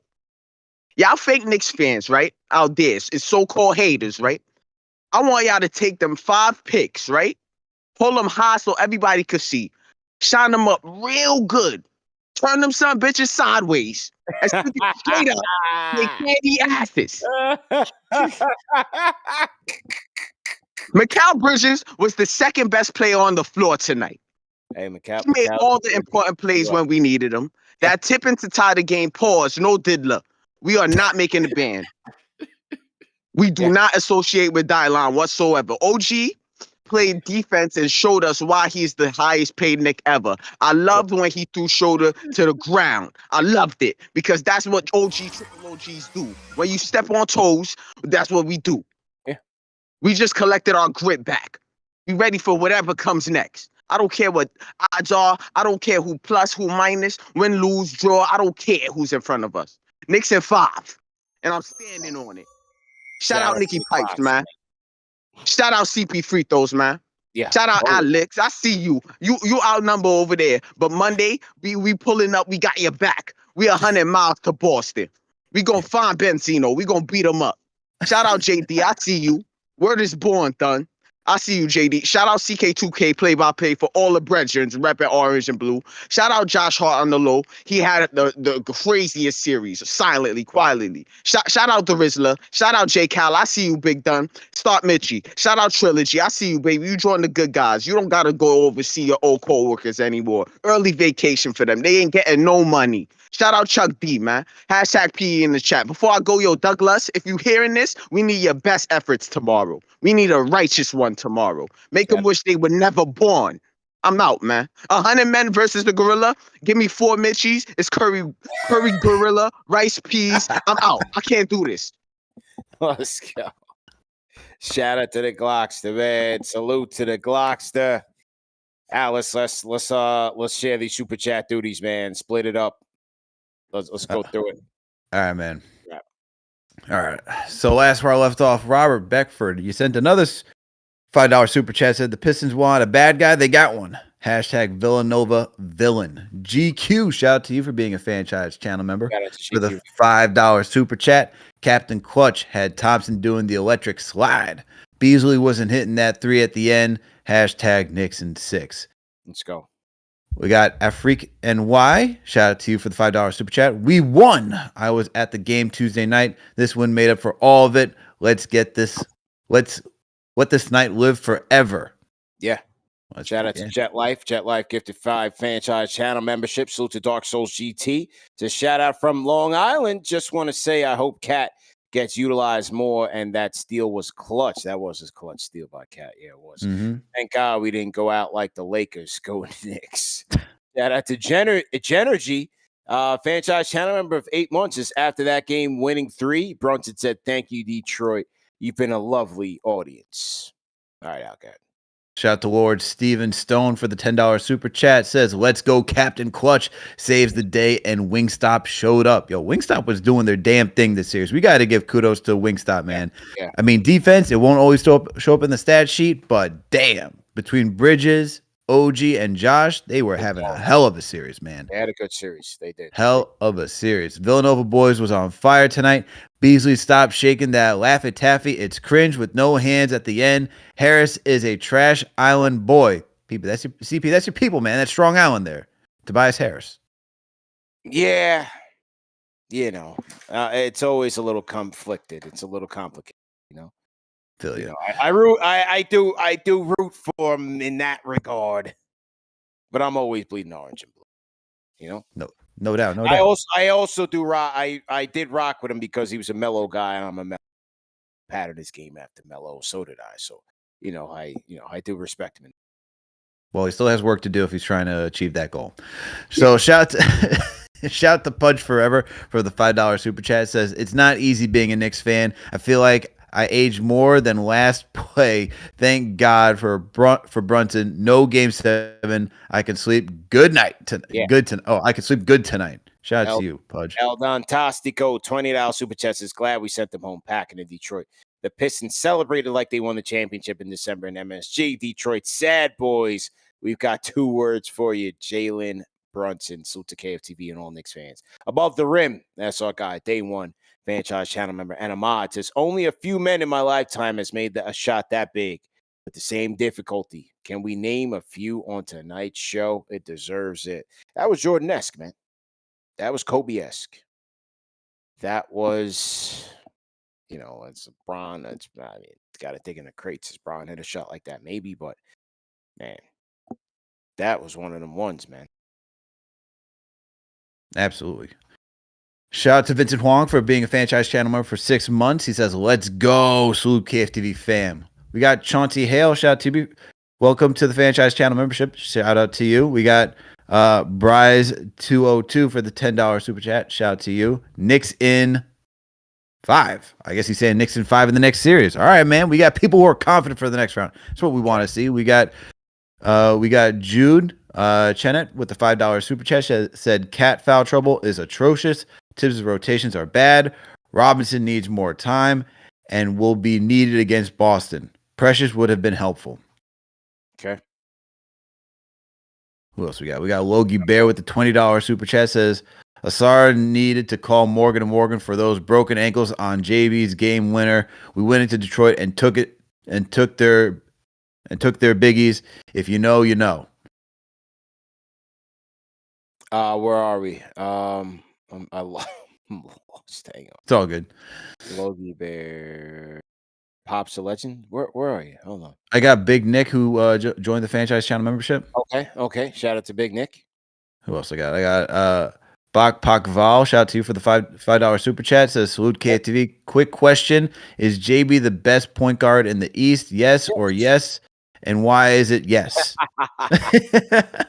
Shout out Barry Bacon, Yo Burger Boy, franchise channel member. Shout out to Rasheem Robinson says, I'm actually mad they didn't foul in that last play, like JD said.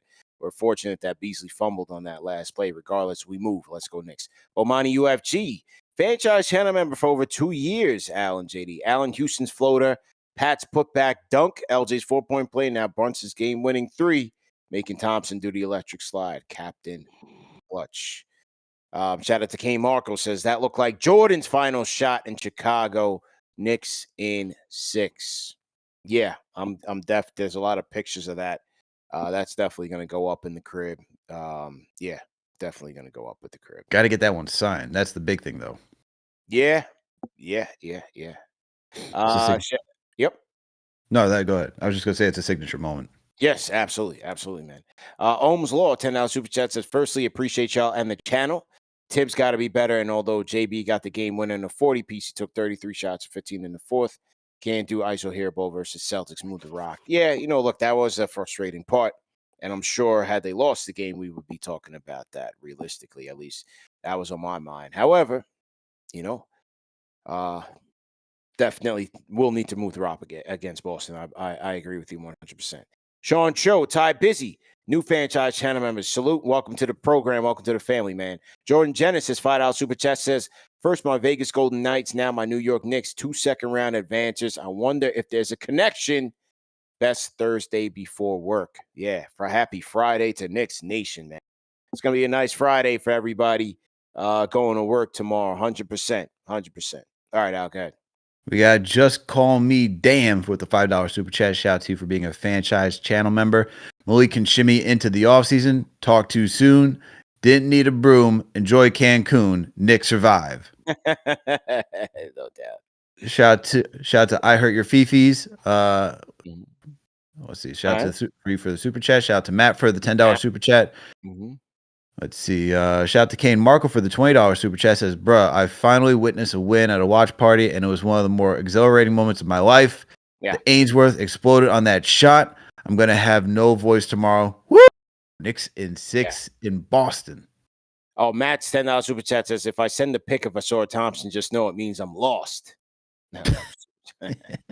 Dad, Jersey Shore 74. Just call me Dan, franchise channel members. Just call me Dan to send my primary care physician a message saying, I may be at your office first thing in the morning. Glad I can cancel that. Shout out to QB Zoom. Armand Dutta says, how fitting my Against All Odds shirt today. Salute to Captain Clutch, Knicks in 6. Yeah, get your Against All Odds merch at KnicksFanTV.com. Hoodies, T-shirts, snapbacks. We have the 18x24 prints. And we also have the stickers as well. A lot of people can cop in the stickers, which are a nice, keepsake for the playoffs. Yonkers Sun PR, $5 super chat says, what a Cal stepped up big this game. I loved its energy tonight. JB coming through as he always does. He's truly special. We can beat Boston. Let's go Knicks. All right, okay. We got Pops the Legend with the $5 super chat. Shout out to you. Shout out to you for being a franchise channel member. Captain Clutch is building his legacy mixtape. He's the best option in crunch time. Shout man. There's no one better. That's why he won the Clutch Player of the Year. Mm-hmm. Shout out to Vulture AFK. Shout out to you for being a franchise channel member for 2 months. We got Black LaRock. Shout out for the $1,000 yen. Yeah. Salute from Japan's fam and fans. I didn't like this game at all, but a win is a win. Into the next round, I didn't celebrate nor get arrested by Japanese popo. Man, stayed inside. Stayed inside. Shout out to Dylan Hogan, new franchise channel member, $20 super chat. Says, watch the game with 10 other people. I was the only one rooting for the Knicks captain. Hitting that 3 felt so amazing. Bring on the Celtics. Salute to you out. Dylan, you got to get to the watch party, man. Got to get to the watch party. So, but salute to you. Shout out to Say Quizzy, $5 super chat. Says, Beasley fingers hurt because he tweaked too much. That's why he couldn't catch the ball. K, the best player. Who? King Brunson, always the best player. Always the best player. Anointed 4D, salute to you. Shout out to Reb Moti, franchise channel member, Al. $10 super chat says Brunson bailed out Tibbs. Dude said nothing, but he left him on the floor. Why not a couple minutes of Cam and JB together? Why not give Shamet a couple of shots? What about Precious? Tibbs is killing us, man. We got Kevin Lofton with the $20 super chat. Said sign Beasley in the offseason would be perfect off our bench. Let's see. We got Eric L. Beats. Ainsworth was a zoo tonight when Brunson hit that 3. Then you read that? You did read that one. Shout out to Eric L. Beats. Yep. Go ahead. We got Nigel Greaves with the $10 super chat. Shout out to you. Just finished on DVR delay and saw Jalen Brunson. Had to drop in the celebration before fam closed up shop. Hashtag all 89. Hashtag go New York. Yep. Shout out to American Ron as well. Shout out to Daniel Uribe, a great series. Credit to crappy defense, but I think they push Boston and Cleveland to 6 as well. Proud of these Knicks for coming out of this dogfight. Shout out to Iron Sharpens Iron. Brunson is in his Mariano bag. Shout out to you. Shout out to Rhyme Animal Chuck D. $20 super chat says JB is Tim Hardaway, Isaiah Thomas, and Barry Sanders all in one. Have you not been entertained? Analysts should also be eliminated from playoff coverage. Most intense 6-game playoff I've seen in my life. Yeah, it was intense. The Celtics ain't a dynasty. Let's go, man. All right, we got Eldon Tostico with the $5 super chat. Shout out to you for being a franchise channel member. Tibbs, do the right thing. Give us some DeLon minutes. We can shout out to Say Quizzy for the $2 super chat. Appreciate it. We got Knicks or Nowhere with the $5 super chat. Said time for Mitch and Cat to start together. Move Hart to the bench and play Precious. We're gonna need depth and productivity. The short rotation won't cut it. Amen. Gonna have to experiment. We got Caleb Vasquez with the $5 super chat. Said LFG Knicks. Let's family show go Knicks. All right. Who else we got here? We got Rhyme Master 7. Shout out to you for being a franchise channel member and for the $8 super chat. Mike Breen, double bang. That Mikal left-hand tip in saved our season. Bring on Boston. It's Mitch time. This is what we have been getting him prepped for. What else we got? We got Brandon Guest with the $2 super chat. Appreciate you. Salute. We got Rick Rude Studio. Shout out to you for the $10 super chat. Says Jalen Duran is one of our MVPs for this series, from tap backs out of bounds to inbound and passes out of bounds. Thank you, Duran. Wow. So he's saying thank you, Duran, for all the miscues. Appreciate it. Shout out that man does not know his own strength. Yeah. Shout out Nicholas Johnson, $15 Australian super chat says last week of Anzac Day. Okay, shout out to friend's wedding. Shout out to your friends up the Knicks. Salute. We did have a fan come through from Melbourne yesterday, the other day from Melbourne, Australia. Shout out to him. We had a KFTV fan come through. He was at the watch party and whatnot. So salute to you. All right, Donald Smith, $20 super chat. Oh, I totally skipped like 3. Shout out David Capel. Shout out Wazir Q. $5 super chat says, do we run against Boston or try to slow the pace? You got to always run. Best version of the Knicks, team that plays fast. We'll see how much energy they have to do so. It takes a lot of energy to do so and still play defense at a high level. So it's not that easy in the playoffs. Like Antonio Daniels said it best. He said every team in the playoffs wants to play fast, but it's not that easy, man. That's how the Knicks got to that fast lead, man. They were playing fast. Exactly. But they couldn't sustain, right? So, case in point, they couldn't keep it up. So, that's just par for the course, man. But I do believe that is the best version of them. Kino, $5 super chat says number 11 needs to be retired. Dangerously approaching greatest Nick of all time. I know he needs a chip though. Thoughts? Knicks in 6. Buck, Boston. Yeah, I'm going Knicks in 7, man. I'm going Knicks in 7, man. At the TD Garden? Is it the TD Garden now? It is TD Garden. They like to call it the Garden. It is a fake garden. It is TD Garden. I'm going Cap. I'm going in Cap. Boston. Listen, man. This team has closed out on the road, JD. Let's keep that in mind. They've always closed out on the road. Listen, man. That would be epic. Throw all that regular season out the window. It's money time. I don't even know my watches. Did I wear a watch? Yeah, it might be bedtime for you. Yeah. Oh, yeah. Definitely. I'm about to crash out. But yeah. Cap. Money time. It's money time. It's money time. That's what I say. Don't worry about all that regular season. Don't worry about all that regular. Oh, Detroit, they beat the Knicks and this. Get out of here with that, man. Not gonna lie, I'm a little thrown off. In the years past, CP's always like, oh, calm, a little more like, I don't know, man. You got to see things work out. Now CP's like, bullish and brash. Not used to this. Because of who we have. Because of him.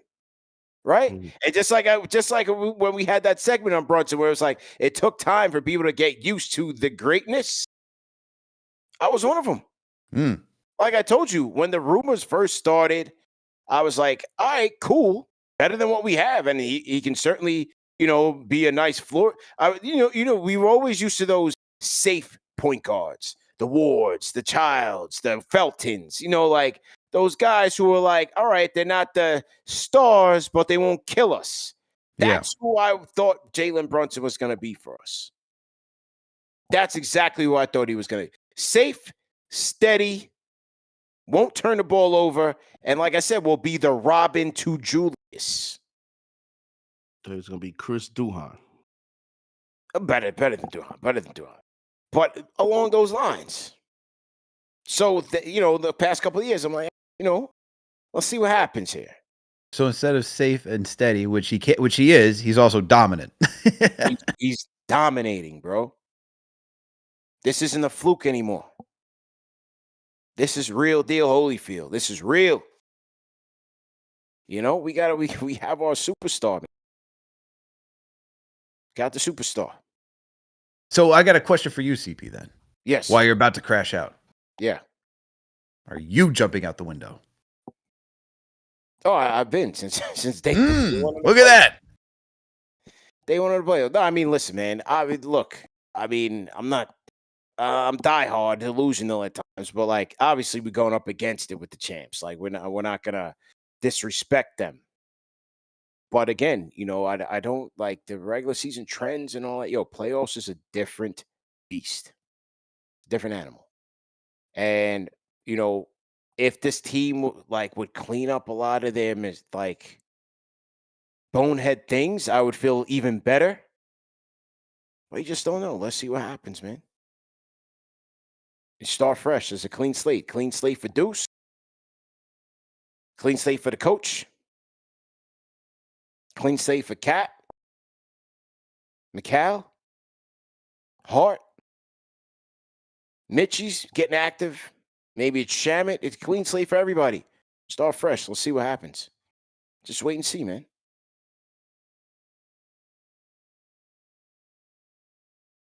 Where we leave off? We left off at Donald Smith. Shout out to Donald Smith for the $20. Shout out to Donald Smith for the $20 super chat. Said 3 years, 3 second rounds with Tibbs. Where's the Tibbs haters now? You got Tibbs Fan TV, man. Tibbs Fan TV at 2 a.m. Donald, check back Monday night. Check back Monday. 2 a.m. We're still rocking, man. Holy cow! Give it a couple days, man. Just get some rest over the weekend. They'll be back. Shout out Matt Godfrey, $10 super chat. This Game 5 Revenge Tour activated tonight. Plaza 33 was rocking. Yeah, look like it. We definitely did. Shout out to MSG on the collab. It says big time response from the squad at the end of game, and Cap was Cap. KFTV fan was all over NYC. Knicks Nation enjoyed this one tonight. Shout out to Matt, man, for repping us over there at 30 Plaza 33. Shout out to everybody that was at the Ainsworth. Watch parties were cracking. DJ Iota Frat, 1963. $5 Super Chat says, great win tonight. Shout out to Austin, Texas. Yeah, we have you out there too. Watch party. On to Boston. Were you with DJ Iota Frat? Were you with LP? Were you and LP together at the watch party? Because I think LP's been repping us out there in Austin. I need to get back out there, man. The food was banging. The barbecue was banging. I was about to say, LP's asking when you go be out there in Austin. Yeah. J. Cal's out there in Austin. He's got the compound out there. I might have to pull up, man. Yeah, I might have to pull up, man. Zach in LA, shout out to a West Coast Knicks fan. $5 Super Chats is the cap, the cat, the heart, the dog. The Knicks are going to win it when the score is in the fog. RP DMX. Damn. That sounded like an X bar.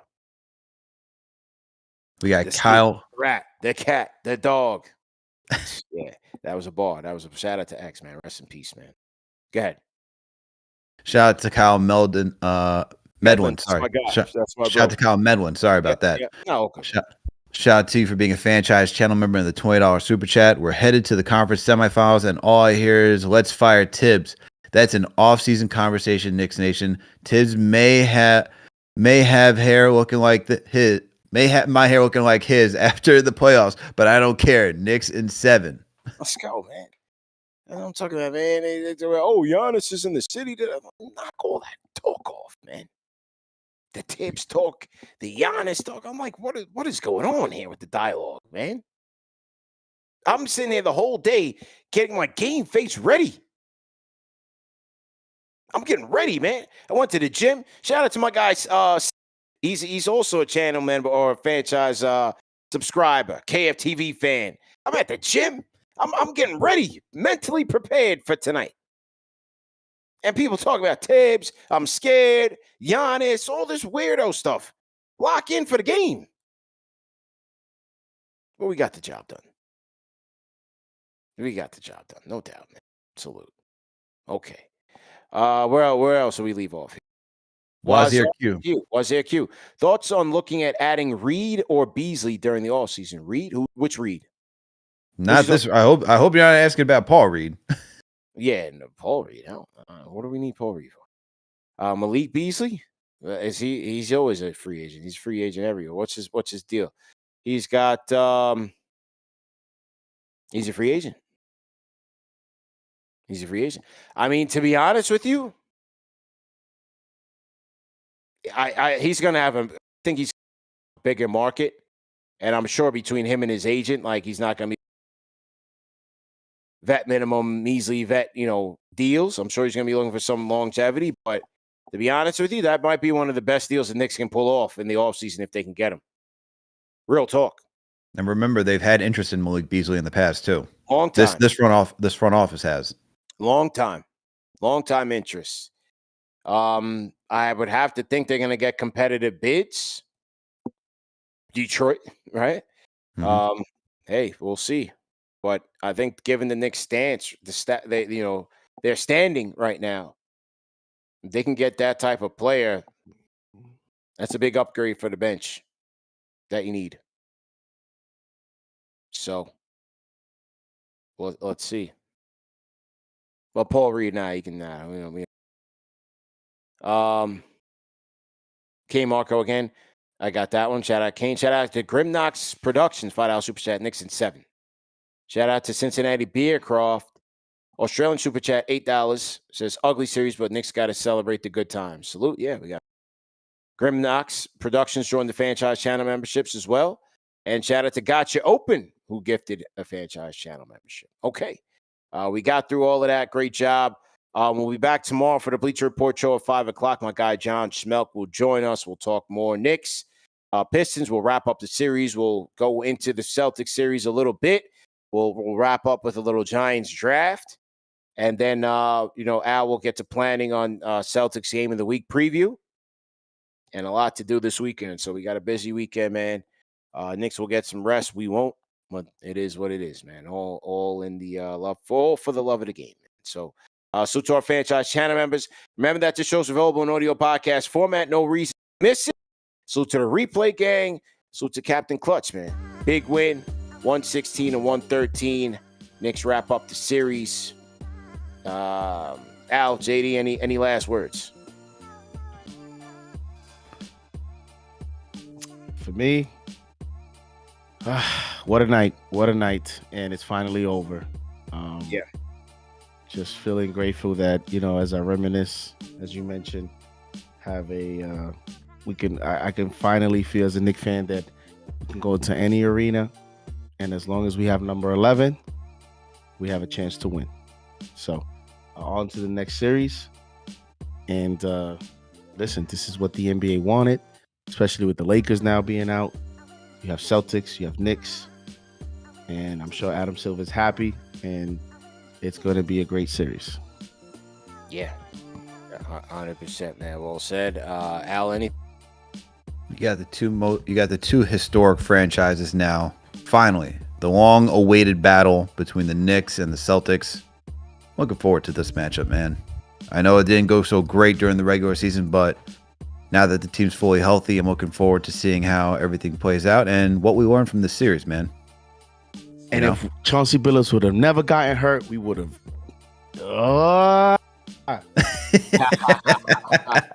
If y'all know, we was gonna win that game. Chauncey Billups don't get hurt. It was looking shaky for the Celtics. Yeah, absolutely, man. All right, man. We'll see you guys. Job every. Peace.